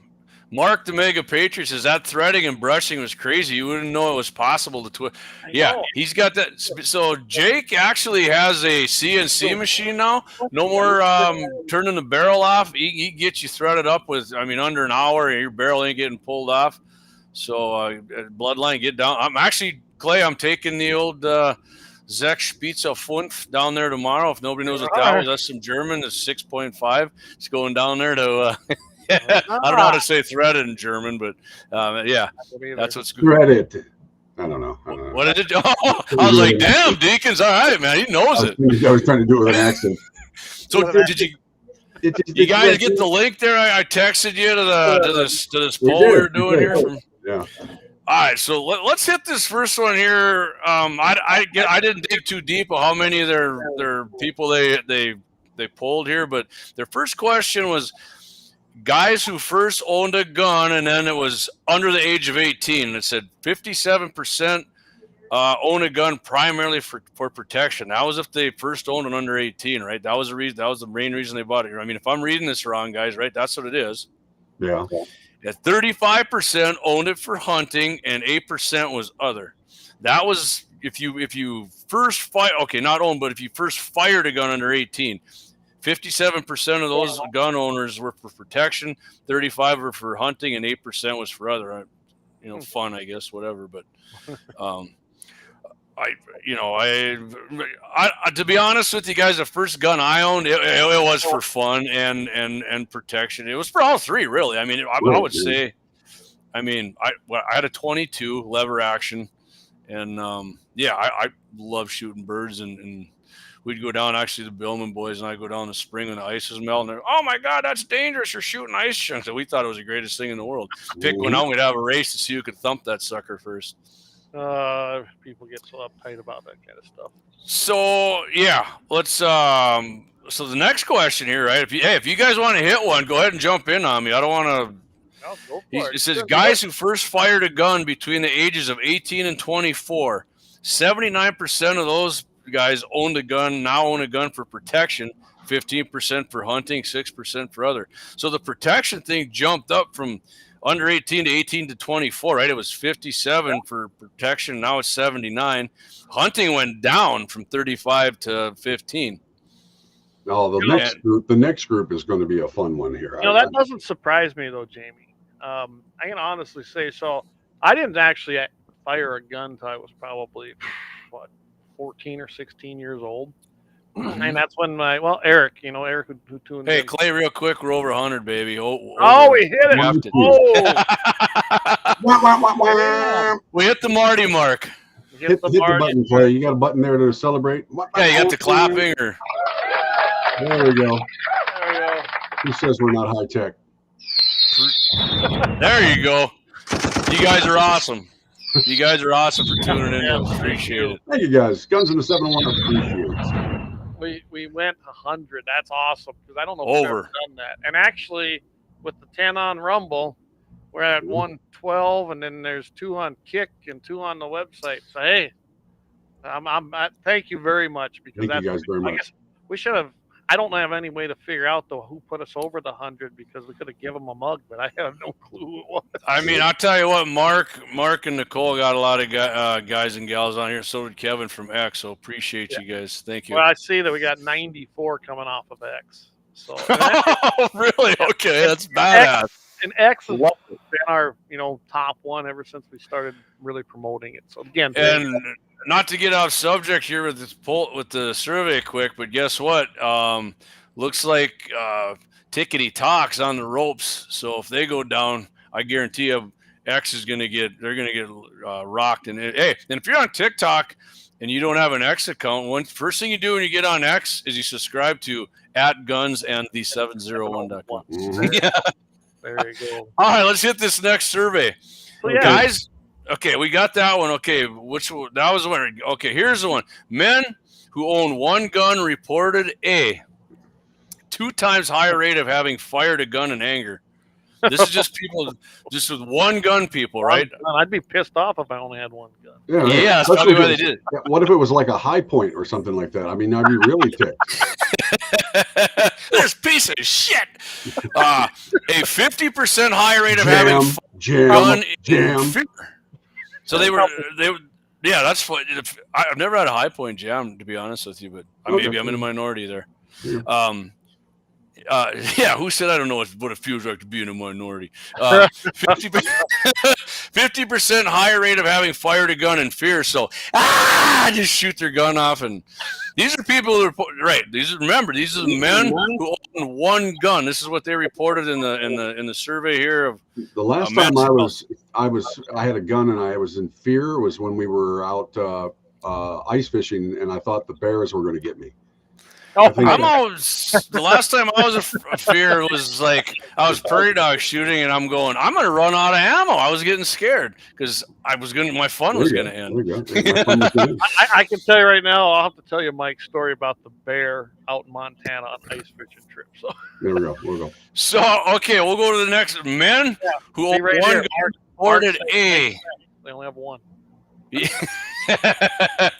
So men who own one gun reported a 60% higher rate of having threatened someone with the gun as well. So not only that, they got one gun, they're getting all aggressive with it, right? Yeah. Oh. A 60% higher rate. That is a very substantial amount. That's huge, really. Yeah. I mean, Yeah, and that's bull. but that would make sense. They probably bought their gun because they were pissed already, which would explain why they fire it in anger. Yeah. Well, waiting period would cure that, Clay. Yeah. Oh, you bet. No, they just. Okay. You know, I think when I get angry, if I just count to 10, I'm usually pretty good. Yeah. Deep breath. So, okay, there's one more in this one. So men who own one gun reported a 25% higher rate of having injured someone with the gun. Oh. What the hell? Yeah, because they're not familiar with firearms and they're more careless with it, right? Right. Well, once you figure that a person with only one gun, yeah, how many times have they actually shot that gun? Probably not very many. And if they have, in comparison to someone like us who we fire a lot of guns a lot, right? Right. Yeah. And like I said, no familiarity with it. But who knows? They probably weren't even taught any kind of gun safety, most likely. They weren't. What I get, so the bearing arms, and we're not done here yet, but his kind of his response here to it was, well, that completely goes against the narrative of how having a bunch of guys in a big red warning flag is someone who is scary, dangerous. This finds that people who are more likely to do something stupid with a gun if they only have one versus us gun nuts, because they compared that with guys who own 4+ guns, right? So yeah, that doesn't even, like you said, it goes right completely against their narrative. So this next one, unless you guys want to take this, I think this number doesn't jibe with me here. The gun owners who identify as, are you guys checking this one out? Yeah, Democrats say 45% own one gun and 15% own 4 guns. Okay, so what's the total percentage there, Clay? That'd be 60%. No, 60. Sorry, I added an extra. Okay, so then they go to gun owners who identify as Republicans. 27% own one gun, 28% own 4 guns. Every poll I've ever, Republicans, and I don't even need to see a poll, Republicans own more goddamn guns than Democrats, and these guys are making it sound like we're in dead heat here with gun owners. Right. Oh, actually, less probably. Or even, Well, I like the next one. You know why though? I'm gonna talk about that. You know why? Okay. No. Because I don't know about you guys, but when I get asked surveys like that, they start asking me about my gun ownership. I tell them to go fuck off. And I bet you money I'm not in the minority of that. See, and that's you're in anger. That's right. I'm in anger, right? But I because usually they're being done by some place that is not friendly to us, and they're looking for basically a certain result. So I don't tell them anything, and I imagine that's Republicans do that more than Democrats. And Democrats who have one gun are probably, see, I love guns. I have a Glock. Remember we heard that one. Yeah. I remember. Yeah. I got to tell you this real quick story. So I remember when Obama first got elected, and I was at Cabela's, and there was a guy who brought in his pistol that he could not figure out why the bullets kept falling out, and he had bought ammo for a ACP for his revolver, and the bullets kept falling out every time he pushed them in, and he couldn't figure it out. And I'm like, this guy just went in and bought a gun out of pure fear or whatever. Oh. And that's the people that get so obviously didn't know what ammo he was buying, and whoever sold it to him wasn't very helpful. No, they just sold him stuff. Brian Wanner says, last group, conservative men over 50 with multiple guns. Too old to fight. We just shoot and let God sort it out. There you go. Yeah. Love it. Have you Kevin, hold on, Deke, real quick. Kevin said he's having a lag on his internet. I checked mine, man.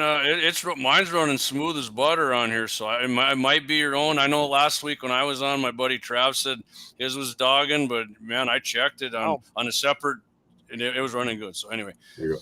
So, have you ever threatened someone with a gun? Democrats, 18% yes. Republicans, 11% yes. So, okay. Yeah. I mean, they're a little more aggressive there. You know, they don't get their way and they get mad probably. Oh, we know that. Now I like the next one after that. The next one I'm baffled on. I'm baffled on this one. Have you ever used a gun to get what you want? Democrats 13% yes. Republicans 6% yes. And I'm thinking the only time I've ever gotten what I want with a gun is when I says get off my property. So Perfect. I mean, yeah, that's I could answer yes. You know why? Because I've used a gun to go hunting and harvest deer. So yes, I used a gun to get what. So I'd like to know: did they just ask "get what you want," or did they have parameters of that? I don't know. I mean, 6% is low, but I'm actually shocked it's actually that much. Unless it's like I just said, went hunting with it, and yeah, I used it to get a bird or. Well, he wrote in here too. He says, there's been a long joke that the only gun control we need is to keep the guns out of the hands of Democrats. Right.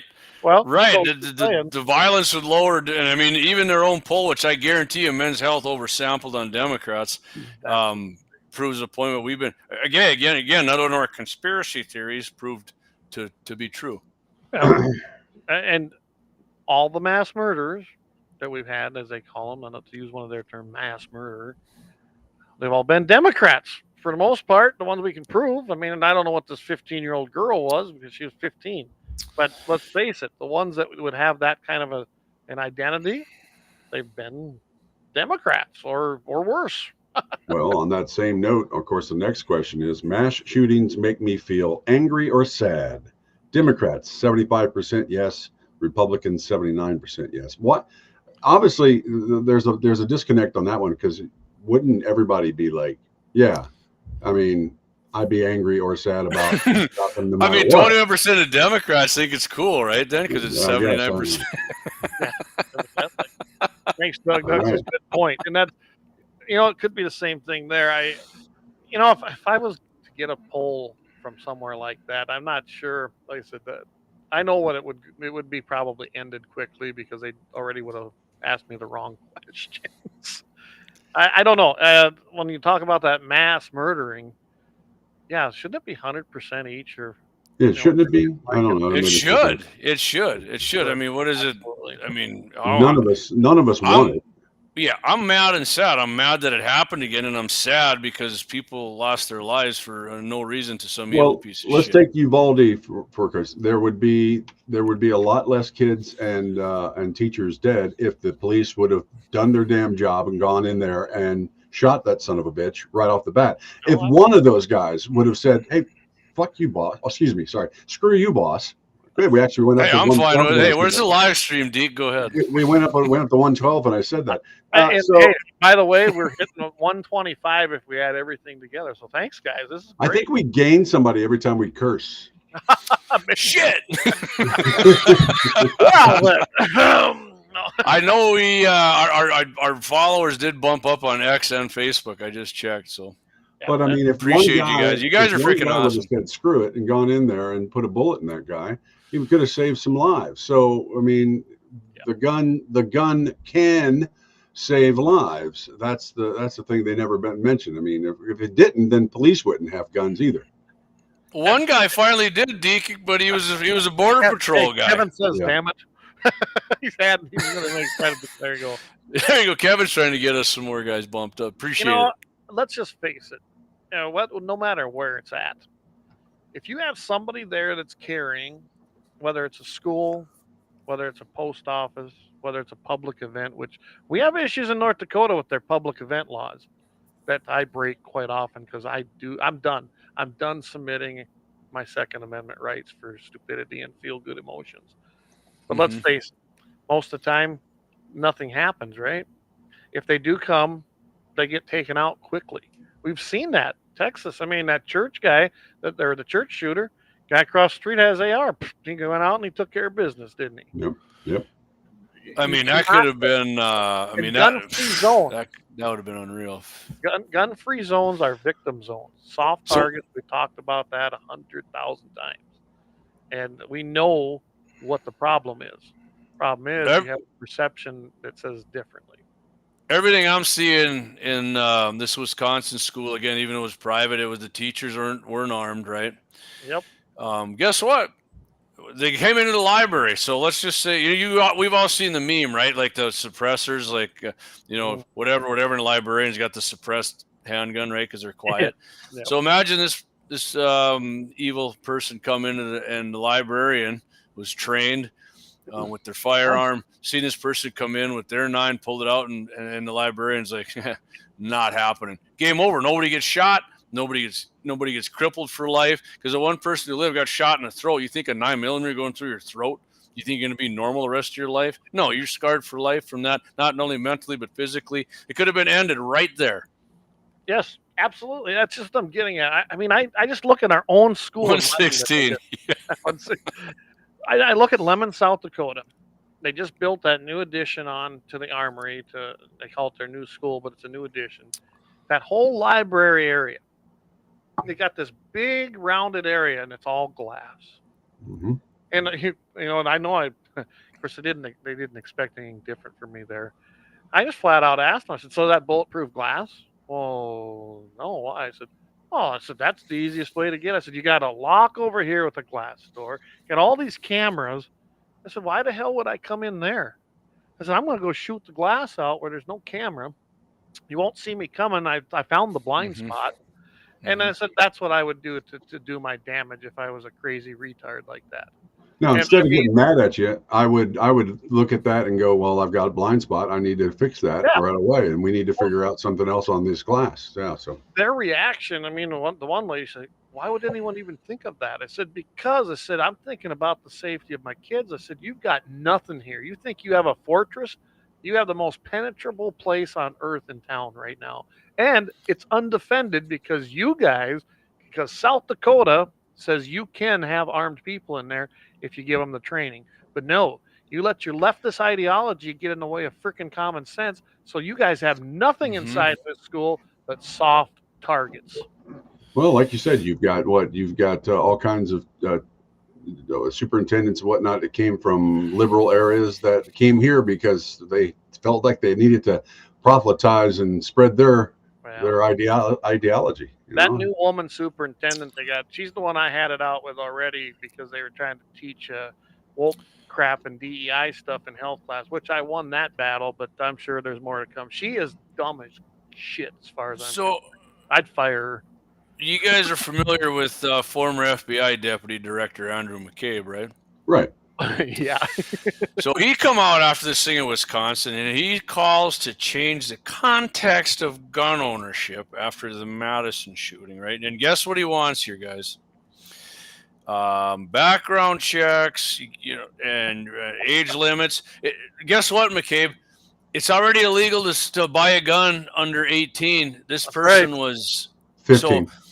Right, and the background check and the age limit wouldn't have done shit. But then at the end he says, "Well, I mean, it might not have helped here, but I mean, we should just do it anyways." Why? Because it doesn't frickin' do anything. It doesn't do shit.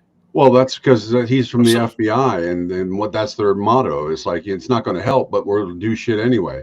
That's basically what it comes down to. Look, the guy from Adam Lanza from the Sandy Hook shooting killed his mother, right? He killed his mother. Cut her throat in her sleep, right? Right, and then took the guns and went and did the terrible thing. So, I mean, yeah, it was already illegal to do that. It was illegal to do that. So it's already illegal to not only first killed his mom and then go do a mass murder. So. Well, Vance said it a long time ago. There are 22,000 laws in the United States, against gun ownership and whatnot. And of course, let's add 3 more. Let's add 9 more. Let's add 10 more. It's stupid. Yeah, absolutely. Kevin asks, he goes, "What about asking people for ideas?" And I put that up there, and he's absolutely got a great point, but I can tell you why. I don't know. I've met very few school teachers, school administrators, and employees within school districts that aren't leftists. That's just a plain and simple fact of it. They don't like guns. They think that if you bring a gun into the school that you're a crazy man or that the kids are less safe, which is not true. Oh, Clay, more guns. That's not going to stop any violence. Yeah, more guns, less crime, right? But I mean, it's just this idea that they can protect everybody, but they don't. I mean, I flat out have asked any of them people, I said, "Are you guys trained in any way to handle anything? What we would call the cops?" I said, "And how long would that take?" I said, even if they got there within 2 minutes, which I said I would be shocked, honestly, even in the little town of Lemon. That's if they aren't out sitting outside on the Highway 12 and Highway 73 looking for a guy that committed that atrocious crime of going 68 and a 65. But anyway, I mean, this is what you're dealing with, and they think you're safe. They are not safe. That high school is worse than the old one because of all the glass, because they had to make it architecturally appealing. And it's a softer target now. Actually, I'd say it's a hard target because it's the easiest place to get into right now. That is not a safe structure. And I think Bismarck's got the same problems, don't they? Had a couple Yeah. Yeah, well, my oldest daughter goes to the one when Mayor Bakken was in. He told us, Clay, and Steve, disagree with him on some things, but if one thing, Steve was 100% pro Second Amendment and had a lot of, he said that was one of the most dangerous high schools in America as far as it came to mass shooters. And I don't know if you guys caught this either. The gun that girl had in Wisconsin, her parents bought it for her. So that's going to end up like the one in Michigan. Probably. I'm going to say, I don't know what Wisconsin's laws are, but Michigan's, they just put parents in jail. And like she was always wearing these the band. Columbine. I never heard of the band. Right? Yeah, Deke is right. Like they thought the Columbine guys were awesome. This band she listened to. Wow. Yeah. So and she had the shirt on, and what you're saying is we have a parent failure probably in here too at some point. Yeah. I mean, if you can't tell your kids off, I mean, listen, they go through stages in life, and you can tell when they ain't right. You know what I mean? If they're doing a transition to, they're getting a different attitude or whatever. And I see it with my daughters, not to like they're crazy, they can't own guns, but I mean, just a different attitude. But I mean, you could tell if you were like to yourself, look at them like, there's no way this kid should be around guns. You know what I mean? You could sense that. I'm not saying every time, but I guarantee in most cases, as a parent, you could see that in your child. Absolutely. And here's the biggest difference. I hear this all the time from this newer generation of, well, I'm my kid's friend. I don't want to be my kid's friend. Okay. I'm his parent. No, I'm his dad. I love him. I love both of my kids. I love them both, my sons, but I'm going to guide them when they're doing the wrong things. I'm going to tell them. If they don't listen, I'm going to take away everything they freaking have access to till they listen. And I've done it. And it's being a parent. It isn't that I'm mad or I hate them, because I love them. And they've got to know wrong from right. There's got to be consequences for doing the wrong thing. And that's what's missing. I mean, I watch these new parents that I see all around here talk to their kids when they're even, at 5 and 6 years old, you can start teaching easily wrong and right. And they don't. My little niece was just here for my mother-in-law's birthday party we had. And a little shit freaking basically was being a little shit. I thumped her in the head to get her attention. And then she was going to hit me, and I got right down to eye level. I said, "Don't you dare hit me." I said, "You got to do that, man. You got to show them you got to show them some alpha dominance, man. It's to do the right thing. It's the way it is." She didn't do anything there or say anything to me, but she must have went home and told her husband about it. He's such a man. He sent me a Facebook message, which a well-worded Facebook message. Strongly worded. I let it go, which is unusual for me, mostly because I wasn't going to start something on a Facebook chat. Are you kidding me? But this is the kind of, that generation, they have no clue. No clue. None. So a good Axe has a comment here. In her manifesto, she said she took advantage of her father's ignorance and lied to him. Right. I mean, that's not going to work with me. No, that's right. Her boyfriend knew she had a manifesto. First off, if you're writing a manifesto, something bad's going to happen. Someone should catch that, She might stop kissing me. So I'll ask you this, guys, okay? We've all got teenagers in the house. Mm-hmm. And I don't know about you, but have you ever been told that, hey, this is my private room, don't come in it? Yeah, that doesn't work. Not with me. I've never been told. I don't even ask. I open the door and say, hey, what's up? And I mean, I do. I'll say I do about half, Clay. I pop it open now and then. A little different. I'll pop. I mean, I don't kick it wide open. Usually I'll give it a couple taps, and a couple times I'll see him whipping the phone down. I'm like, let me see what's on the phone. I've done that. Here, go ahead. Okay. Well, I basically, when they got their phones, I told them, I said, I want both of you to know, I don't care if you have a code to lock it out, lock people out. I said, you always let me know what that code is. So the first time I grab your code or your phone and I don't have the code, Code don't work. Yeah. And it's never been that way. You know what? You need to do that. If you're not doing that, you're going to miss something, because right now these phones are that's their social world. And if you're not monitoring what they're doing, I won't let them put certain apps on their phone. I won't, when they're on their computers. If I go in there and I see something on there, that's why I don't knock, because I like to walk in there and catch them. I mean, you got to do that, whether your kid's honest or not. I mean, they're still going to bullshit you and try and hoodwink you. And I've been there, done that. I just, there wasn't a computer back then. I do not have. They're like, oh, you don't respect your kids' privacy? No, I don't. I don't care about their privacy. They live under my roof. No, when they get out and they're on their own, they can have their own privacy all they want. But no. I just probably tweaked a whole bunch of leftists if they're listening, but I doubt that. That's all right. So, tell you what, we probably should take one more break at least, right? Yeah, we should. And thank our sponsors, because we can't be here without our great sponsors. And so are we going to do the badass mofo tonight? We probably should sneak that in afterwards, huh? Who's that? Well, we changed the badass of the week to badass mofos Tales of the Toughest, because there's so many. That's right. That's so right. People out there. You didn't have Deacon's badass, Deke's badass mofos. You didn't call it that. Dougie says a no-knock warrant. Clay, that's right, Doug. No-knock. I love that. A no-knock raid on my sons whenever I feel like it. So, okay, we'll do a break and then we'll come back, and I think we should do your badass, and then we'll see where we go from there. But I don't care how long we go tonight. I mean, we're maintaining numbers, so I'm good. I don't have anything planned. I'm retired, so I don't have to get up and go to work in the morning. Let me hit this. I got to be there at 4:30. So let me hit this real quick, and then you can hit the commercial.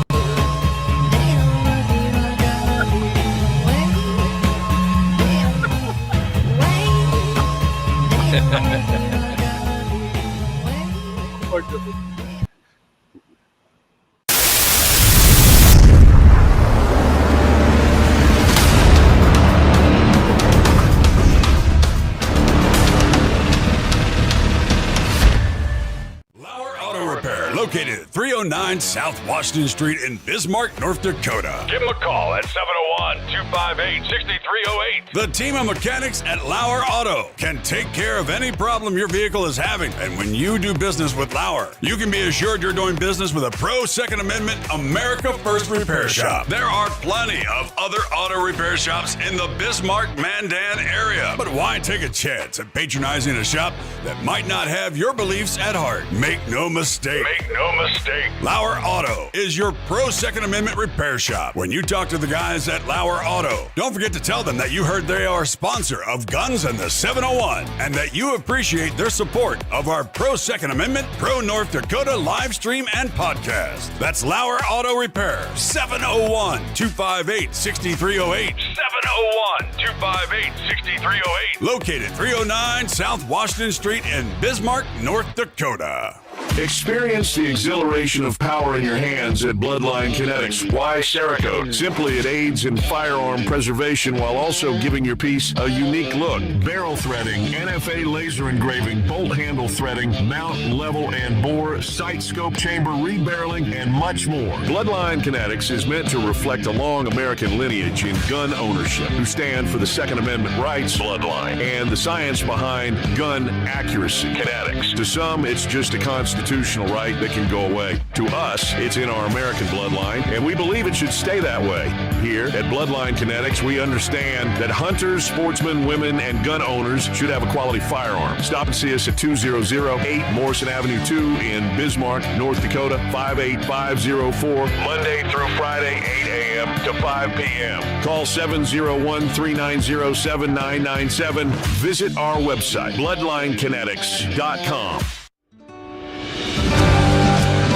Anvil Brand LLC, raising and training tomorrow's barrel horses right out of Bismarck, North Dakota. Tracy and her family are great American patriots who not only support the Second Amendment, but they also promoted what you're looking for, top quality barrel horses. Go ahead and give Tracy a call at 701-471-6629 and tell them Guns and 701.com sent you. That's Anvil Brand LLC out of Bismarck, North Dakota.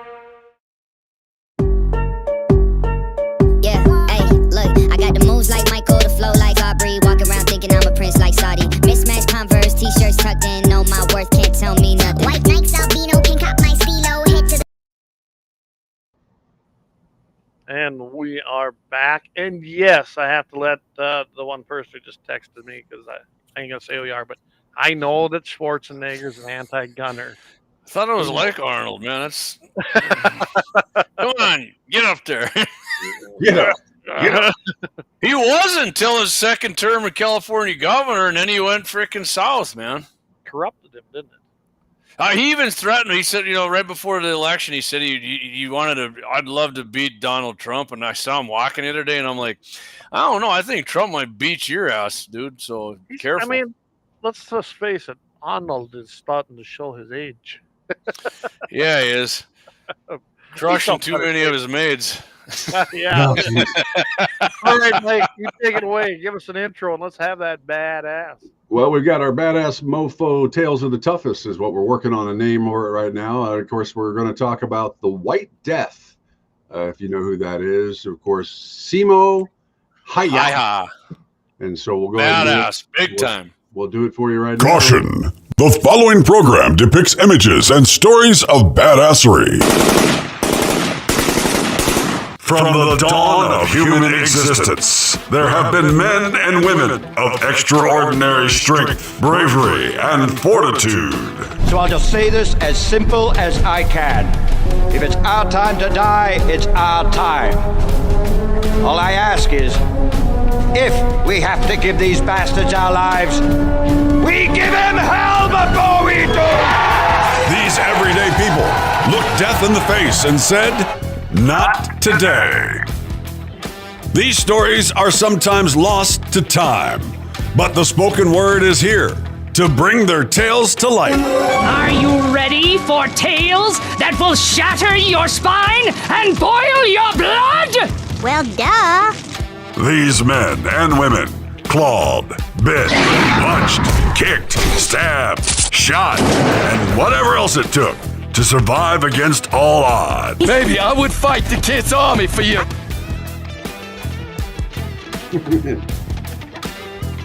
Badass Mofos is a product of GAT701, a division of Guns and the 701.com and 701 Nation, where we pull a name from history and tell their tale of true badassery.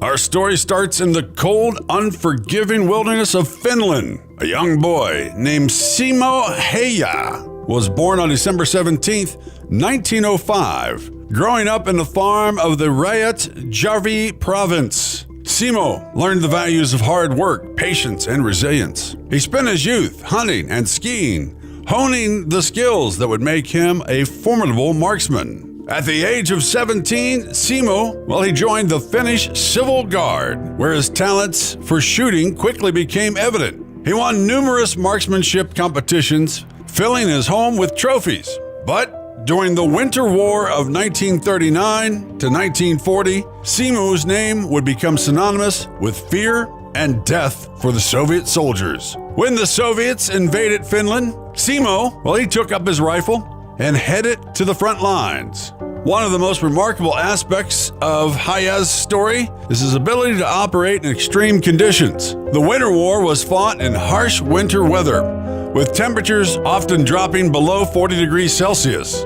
Hayat wore white camouflage to blend in with the snowy environment, earning him the nickname the White Death.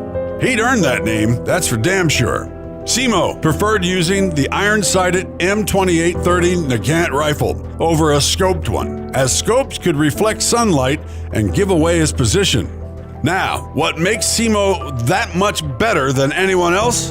In the course of 100 days during the battles, SEMO racked up over 500 confirmed kills, earning him that nickname, the White Death. His personal best was 40 kills in a single day. He used an innovative tactic, such as building snowbanks around his position for concealment and putting snow in his mouth to hide his breath. Despite the overwhelming odds, SEMO's determination and his skill made him a legend. His exploits struck fear in the hearts of the Soviet soldiers, who even launched counter-sniper missions specifically to eliminate him. Despite his incredible success, Heya was not invincible. In 1940, he was severely wounded by an explosive sodium bullet that hit his lower jaw. Now, he was left in a coma for several days, but eventually recovered. The war shortly ended after his injuries had healed, and Finland managed to retain its independence, though it had to cede some of its territory to the Soviet Union. After the war, SEMO recovered from his injuries and lived a long life, passing away at the age of 96 in 2002. His legacy as the deadliest sniper in history remains unmatched, and his story continues to inspire all those who would hear it. Camouflage and concealment, positioning, patience and stealth, iron sights, minimal equipment, psychological warfare, adaptability.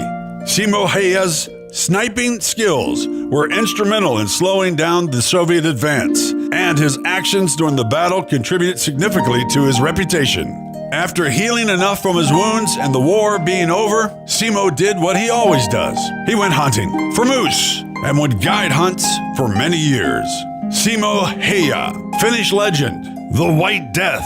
Truly 100% a badass mofo. Thanks to listening to Badass Mofo's Tales of the Toughest, a GunsInThe701.com production. Every few weeks, we'll have a new story of another badass mofo out there, and we hope that you tune in to find out about them. Because the best way to keep history alive is to keep talking about it. If you got an idea for a badass mofo, well, we'd like to hear from you. Drop us a line at Mike@GunsInThe701.com. That's Mike@GunsInThe701.com. See the QR code? That little bad boy is what you can do to maybe donate a little cash if you can. It's not easy keeping up with all the equipment needs, and of course, studio time is always a must, so we would appreciate if you can drop a few bucks here and there. And don't forget, you can also go to GunsInThe701.com, check out our merch and more. Until next time, when we do another story on a badass mofo, Tales of the Toughest, remember, as my friend Clay always says, keep your powder dry and stay safe, you bunch of badasses.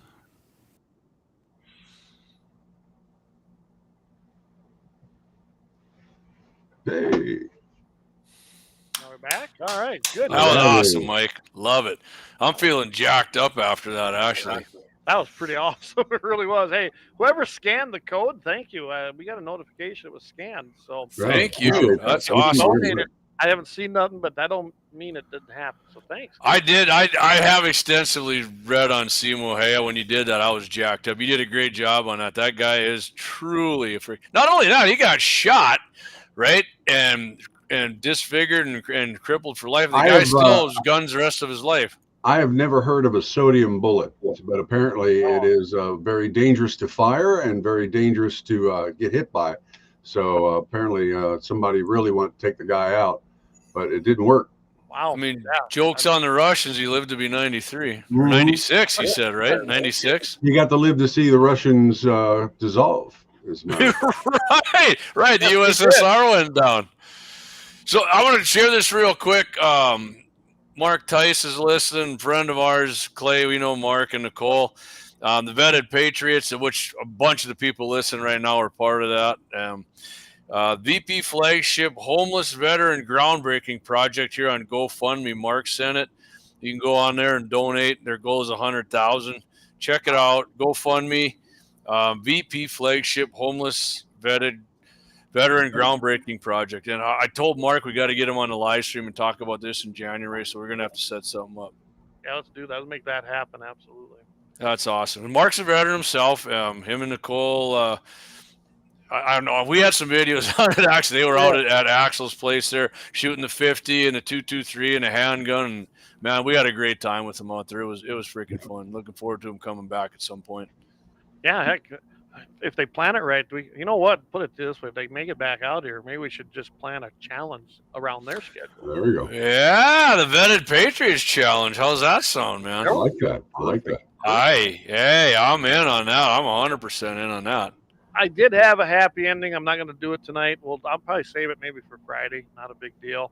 And the badass, Mike, just outstanding. That was great. Yeah, great job, man. Per usual, like I said, I'm totally used to Mike having great badasses like that. So that's Clay, that's my 21st one, by the way. So we've done 21. So it's awesome. Now my badass is now old enough to drink and buy it. I mean, what's cool about it is Mike gets it factually correct. It makes it totally entertaining. You even slip in some comedy. I totally freaking enjoy. That's awesome. The last one about Lindsey Graham. Sorry about that. Yeah, that's a good That's one. all right. Hey, elections have consequences, and I'll vote for the Democrats' SCOTUS appointments. Yeah. See, hey Clay. So I know we mentioned it a little bit, but did you dig in on Black Friday on the gun sales in the background? I mean, did you dig down on that a little bit, or you just kind of? No, not too much. I did order a couple things. No, I'm saying the numbers from Black Friday. Oh no, I didn't even dig into that. I thought you were talking about myself. Well, I did before. I did take advantage of some of the stuff. Yeah. So if you guys want real quick, we can hit on. I mean, it ain't so. Guns.com here. Black Friday week saw the week leading up to and Black Friday. That week, 613,380 background checks were performed just in that. I mean, that's pretty freaking awesome, right? Awesome. And so Black Friday itself, 169,069, 906. So almost 170,000 just in one day on Black Friday alone. Wow, that's some pretty good numbers, but dang. And like I said, there could be multiples on there. It could be a shotgun and a rifle. Yeah, and we're still 1 million a month, right, Clay? I'm pretty sure we're still for 5 years. We've been 1 million a month, something like that. Well, I know one of them background checks was mine. Yeah, I've got within the last year. I got, like I said, I got multiple suppressors from Mountain Sporting Goods and guns from. I bought guns there. I bought them from Double H Guns when they were with us. Going down, Jake's doing some work on guns. It's awesome. It's awesome. It's uniquely American, pretty much. Pretty much, it truly is. I mean, the numbers. Other countries can own guns, but I mean, it's we're so far ahead of them. It's nothing like what we can do. Yeah. I mean, let's keep doing it. What's that? Let's keep doing it, baby. Absolutely, pump them numbers up. They're not rookie, but hey, well, you might. So we're really setting the bar high here this evening. So yeah, no shit. Anyway, Kevin says that every time they say gun control, sales skyrocket. They do, and that's what It'll be interesting to see as Trump comes in here. What happens? I can tell you, traditionally, sales go down. But you know what? I have a feeling this time that's not going to happen. I think people are just going to keep buying. I think they'll end up, if the economy improves, they're going to have a little extra expendable income, and they'll probably buy a few more things. We didn't see the rush on ARs like I thought we would here in the last 4 years. I mean, they were up, but it wasn't like under Obama. So I don't know. I think guns are going to stay steady. They might dip a little bit, but I think you're going to see those numbers stay pretty steady. Well, I think, and over the last how many times we've had. Hey, wait a second. Yeah, we just hit 150 here, and another 10 over there. We're at about 160 with all the other platforms. Awesome. You guys are freaking awesome, man. I can't express enough gratitude for everybody listening. You guys are awesome. But, I mean, gun sales, hey, let's just keep it going 1 million. And it is going to dip. I think it is going to dip, Clay. But also, hey, if we can get these restrictions off of suppressors, which they should be off, right? Because that's bullshit. And even if you can knock it down to like $200, then you're good for every other damn suppressor you buy. That sucks, and it shouldn't be there, but it shouldn't be for every damn one you buy. But it would be a good start, and I guess we'll take that. Wheels of bureaucracy very much. Yeah. And like the ARs, I mean, I think everybody who really, really wanted one, was worried about it, got one. I mean, every other AR I buy now I'm kind of like, I mean, it's just like a bonus, right? Now now I've started kind of building, getting the parts and building them. So now it's just a project. If I'm gonna have a project, I might as well build a gun. So yeah, and apparently they got a lot of stuff coming out here at SHOT Show, and I mean ammunition. I mean, I think there's still ways they can make that even for the smaller calibers, improve on that. And I mean, they are improving all the time. I know Hornady's got some stuff coming out, bullet improvements that I'm looking forward to in God's cartridge. I'm gonna load some up and give them a go. But hey, if ammo gets cheap, I'm just telling you guys, don't put it out. Every time you get paid, go to your favorite gun shop. Go to Mandan Sporting Goods, right? Go to Little Angry Man Arms if you're in South Dakota there, in Trail City. Get on it. Buy yourself a box of 100. Because guess what? In 4 years, if you do that in 4 years, and you do that every paycheck in 4 years, and if a Democrat wins, if J.D. Vance doesn't get it in 4 years, guess what? You're loaded up, and everybody's paying out of their ass, stocking up, and you're like, yeah, man, I'm sitting on a pyramid of freaking nectar right here. So right. And I got to call him back here, but I'll be ordering a little something through Little Angry Man Arms. I wanted to support our sponsors. I'm actually getting it's going to be a pretty cool gun. And then when it's all done at A&A Engraving, that's it's a personal gun for my son. And awesome. He's getting that for his graduate. That's why I'm not going to tell you what it is. So there we go. But I'm telling you, I wish I'd have got something like that when I graduated. Yeah. That's damn, so looking forward to that too as well. So Little Angry Man. Your dad was a Democrat. So what did you get for your graduation besides a bill? Well, I got a T-Bird. Oh well, I'll take that. Yeah, I mean, I can't complain too much about that. T-Bird's almost as good as that. Yeah. Hey, and if you guess what, Clay, you're talking graduation or Christmas cup. Guess what? You got a gal there who loves running barrels with her horse. Hey, we got a sponsor now, Anvil Brand LLC. You can get yourself a top-notch barrel horse there. Right here in Bismarck or anywhere you want. But I mean, the original T-top. Yeah, there you go. Yeah. Right there, Anvil Brand 701-471-6629. And I'll tell you what, guys, not only that, all of our sponsors, you get in there, get yourself some gift certificates, or you go down, like I said, Jake's got the CNC barrel threading now. Or if you like Clay said, he's getting the custom engraving. Jake will do some laser engraving on your wife's gun, or you want to do something for your husband or your son or your daughter, whatever you want. Or if somebody's got a new rifle, oh man, I wish this was threaded. Sneak that sucker out, talk to Jake.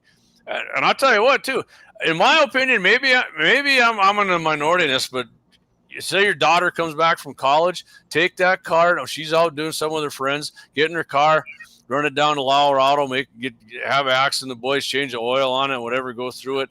Man, there's nothing, in my opinion, that shows more love to your sibling or your daughter and your son than their car running good. They got to drive back to college, man. If that car's running good, there's no worries. It would put my mind at ease knowing that Axe ran through that baby and he said, hey, this thing's good to go. Absolutely.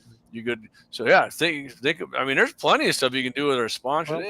You want to do that? Go ahead and throw a candy cane in their stocking too. Then whatever.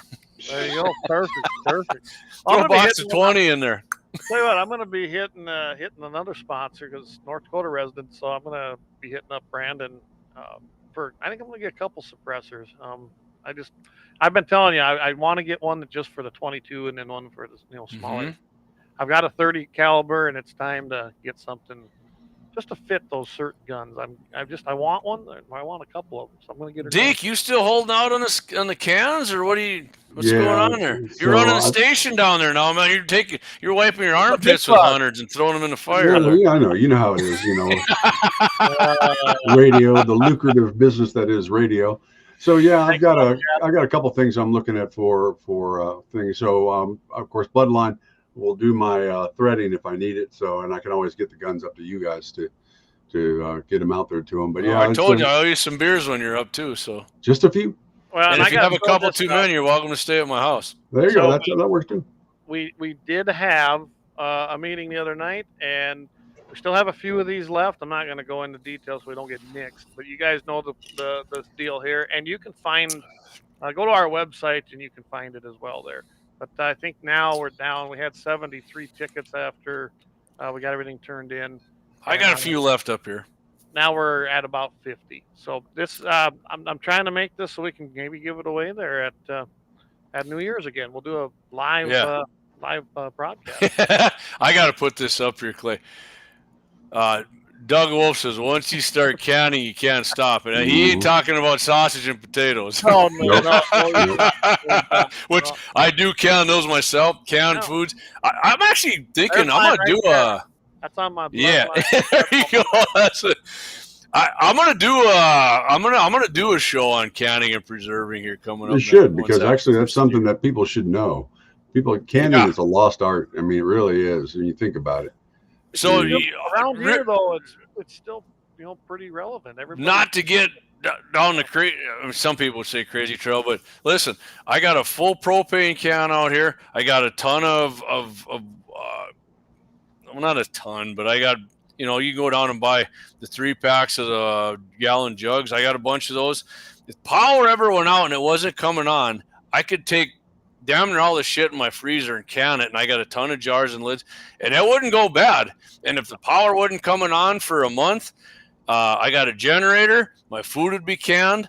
I have on top of the water I would put in my canner, which isn't much. You need about that much in the bottom of your canner. And I have plenty of water to drink. I mean, you're freaking nuts, JD. Am I? That shit can happen. And if it does, I'm going to have that. And I got plenty. All my family knows how to use guns. So if you come sniffing around, hey, I know he's got a bunch of food. Yeah, I got a bunch of other stuff that'll make you not need food anymore, too. That's right. As you know, I'm very well self-sufficient down here. I mean, I got a big generator. We've got big tanks with fuel, gas. I mean, there are things we can do around here, and we could be here a long time and not need those luxuries, as I call them, of electricity, because I can produce everything else here. So you know what, guys? In my opinion, before something like that is ever going to happen, and you can call me a nut if you want. The way these drones and everything's going, and they're using these in combat, I mean, in my opinion, I think it's going to be like the Terminator, man. It's going to come down quicker than everybody thinks. That it ain't going to matter what political affiliation you are.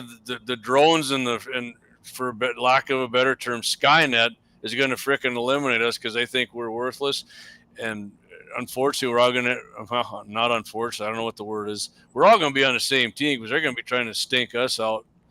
I mean, they're already. I mean, they're looking over in Ukraine and Russia. I mean, it's like drone wars over there already. Mm-hmm. Well, and we don't want to go down that rabbit hole tonight. Right. I'm just saying. What's happening off the coast of New Jersey is there's more to this story. I don't know what the hell it is, but there's more to it. Because if your government, if I was in charge, I'd be like, all right, guys, hey, get a hold of my Department of Justice, get a hold of my people and say, all right, we have no clue what this is. I mean, if you truly don't, go out and tell the people we don't know what it is. We do know that this isn't out there, or this isn't. Tell the things they do know, but they don't. They just say, don't worry. Whatever. You know what? Our government telling me not to worry, that just makes me worry more. I want to know. I want an answer. You're making one mistake here, Clay. Yeah. You're using too much damn common sense, my friend. I know. Well, what I thought was funny is Trump come out and essentially said that in his press conference. He goes, they know something. He says, what it is, I don't know, but they know something. Deacons, you do them videos. I want to see one with Trump teeing off at Mar-a-Lago and then a drone frickin' exploding in the air. I'll work on it. I want that fancy new haircut he's got too. That flat top when the sides are short, and the left's going ape shit over his haircut. Even already pissed. Really? Oh geez. Oh yeah, they liked it when he had that big loose. There you go. There's one for. There's a Merry Christmas, Clayton. Damn, I do like Glocks a lot better all of a sudden. I don't know how you get the Nell to do that. Yeah, you even got her to dye her hair, right? Yeah, sure. Looking good, Danelle. Keep it up. So anyway, before we go, tomorrow night we got 701 Nation. I might pop in there and just bug you a little bit. Do it. I'll tell you what, Clay, I would love your input. I'll give you so Walmart and the National Fish and Wildlife Foundation have announced a 10-year, $34.5 million renewal of the Acres for America conservation program. I didn't know they've been doing this for like 20 years. You must saw the and when I read it, I was pretty skeptical. But I mean, man, they got it for like hunting and shooting. So I'd love to have your input on that, Clay. And it's kind of going to be, I usually got like 3 or 4 of them. I think I'm going to have like a handful of like what we used to call, remember the 2A tidbits? Oh, yeah. The 2A. Yep. And just smaller stuff. And because there's so much stuff out there right now. And there's a ton of stuff out there. I want to hit on it. And then you and I are going to be on Friday again. So I'm not, and we jumped down tonight and we got over 2 hours. I'm going to keep it an hour tomorrow. What we didn't get to tonight. When I come in yesterday for the KFYR Cafe, James is like, "Man, you're prepared," and I'm like, "Yeah, we ain't getting to all this, but I like to overdo it." Deacon's gonna have to start the Guns and 701 Substack. Yeah, that's what I need is one more thing on my plate. There you go. The 701 Nation Network, Guns and the 701 Network. There you go, perfect. But anyway, Friday we'll be on with Iron Mike. We're gonna be giving away some Christmas gifts, I guess you'd say. Yep. And, you got to get the question right, though. Get the question, so call in. I know one number. I don't know what their 800 number. 25. Like, hey, as much as Dustin Gavril, I was like Dustin Port. Now he did say it right today. He's like, I just say 258-0550. Nobody uses a total free one anymore. No, they don't, or they text. But we don't have a text. We're not going to take no text. You guys got to call in. We want to talk to you. If Iron Mike wants to throw it in on Friday, Clay, we'll let him throw in the other number. But you and I are going to say 258-0550. Yep, 701-258-0550. That one I know, so tune in there. And you can find it on 550 AM. And what's the FM channel? 99.7.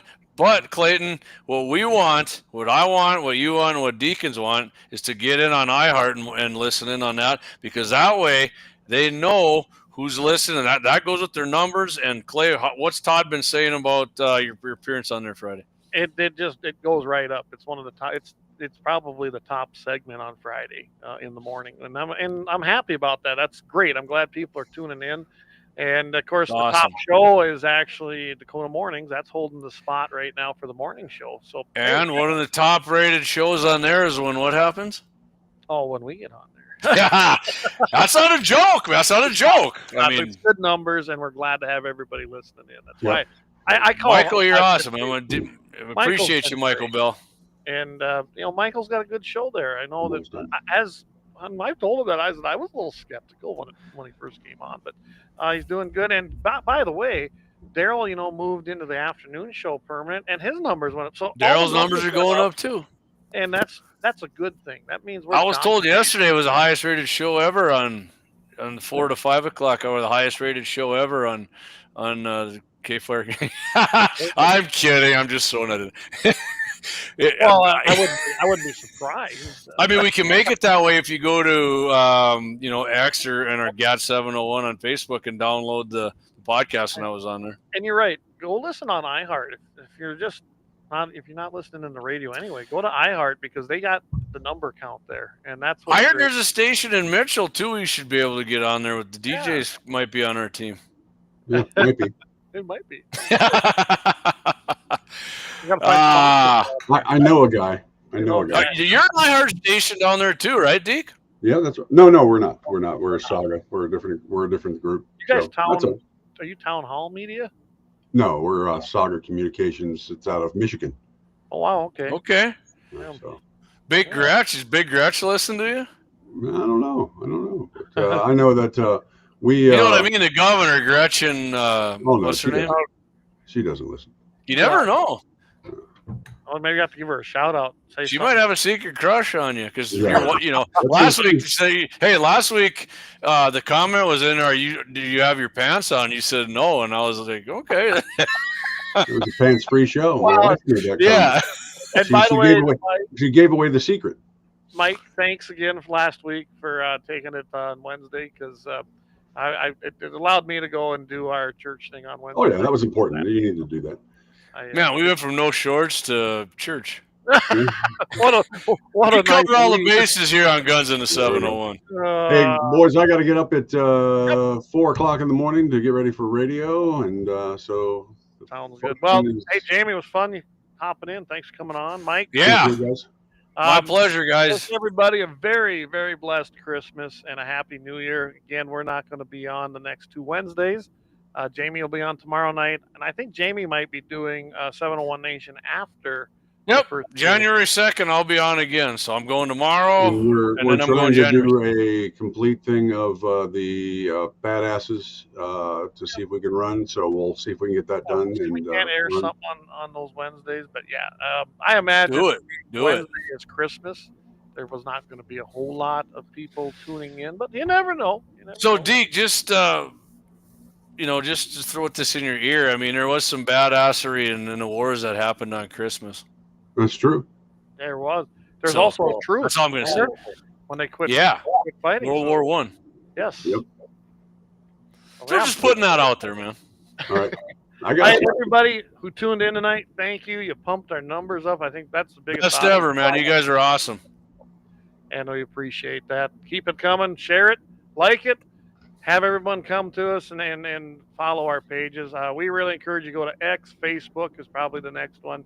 CommieTube can suck a big one. But anyway, I can tell you this. I just checked. We're about 400 watch hours needed. So we've gained on that quite a bit. If we can make it, great. It lets us do a few things, but I don't ever see them ever paying any or monetizing our channel. I really don't. no. That's not happening. We got to rely on local sponsors, man. And that's the way to do it. Screw that. Well, by the way, that reminds me, as we're getting ready to go out here, we do have a new sponsor. I just was going to make this announcement. Biden's Pardon City is one of our sponsors, so I have that for us. President Biden, the president. Want a pardon like the one I gave Hunter? Then come to Biden Pardon City. I'm having a pardon party, and I'll pardon whatever you want. You there, what'd you do wrong? I got a speeding ticket last year. You're pardoned. How about you? Well, I got arrested for smoking in an airplane bathroom, and I disabled the smoke detector. And I don't want to hear another word. You're pardoned. Yep, as I've proven, there's nothing I won't pardon. How about you? I've been squatting in a house for 6 years. I stole the house, and now I live in the house. Naughty, naughty. You're pardoned. Biden Pardon City. Come get your... All right, so welcome on this channel. That's freaking awesome, dude. I love that. Remember when Rush did Spatula City? That reminded me of that. Like, yeah, that's awesome. You missed it, though, man. The only thing you missed there is I smoked a crack pipe on social media. What do you think? I've even been at Epstein's Island. That's okay. You're pardoned. But You're double pardoned. You're my son. You're double pardoned. Double pardon. You're double pardoned. They should have had Bill Clinton. Yeah, I visited Jeff Epstein's Island or something. I can't do it. Maybe you can do Bill. Come on, Clay. You can do a Bill Clinton. We went to Epstein Island. We didn't do none but had a few cocktails and left. A few cocks, maybe. But anyway, yeah, you're pardoned. All right. We're going way off the rails. Again, everybody, have a very, very great. Thank you, guys. And happy New Year. Thanks, everybody. Thanks for listening. We'll see. Guns of the 701 will be back on that second Wednesday in January. So tune in. And what do I always say, guys? Keep your powder dry. Take it easy. We got drones to take out.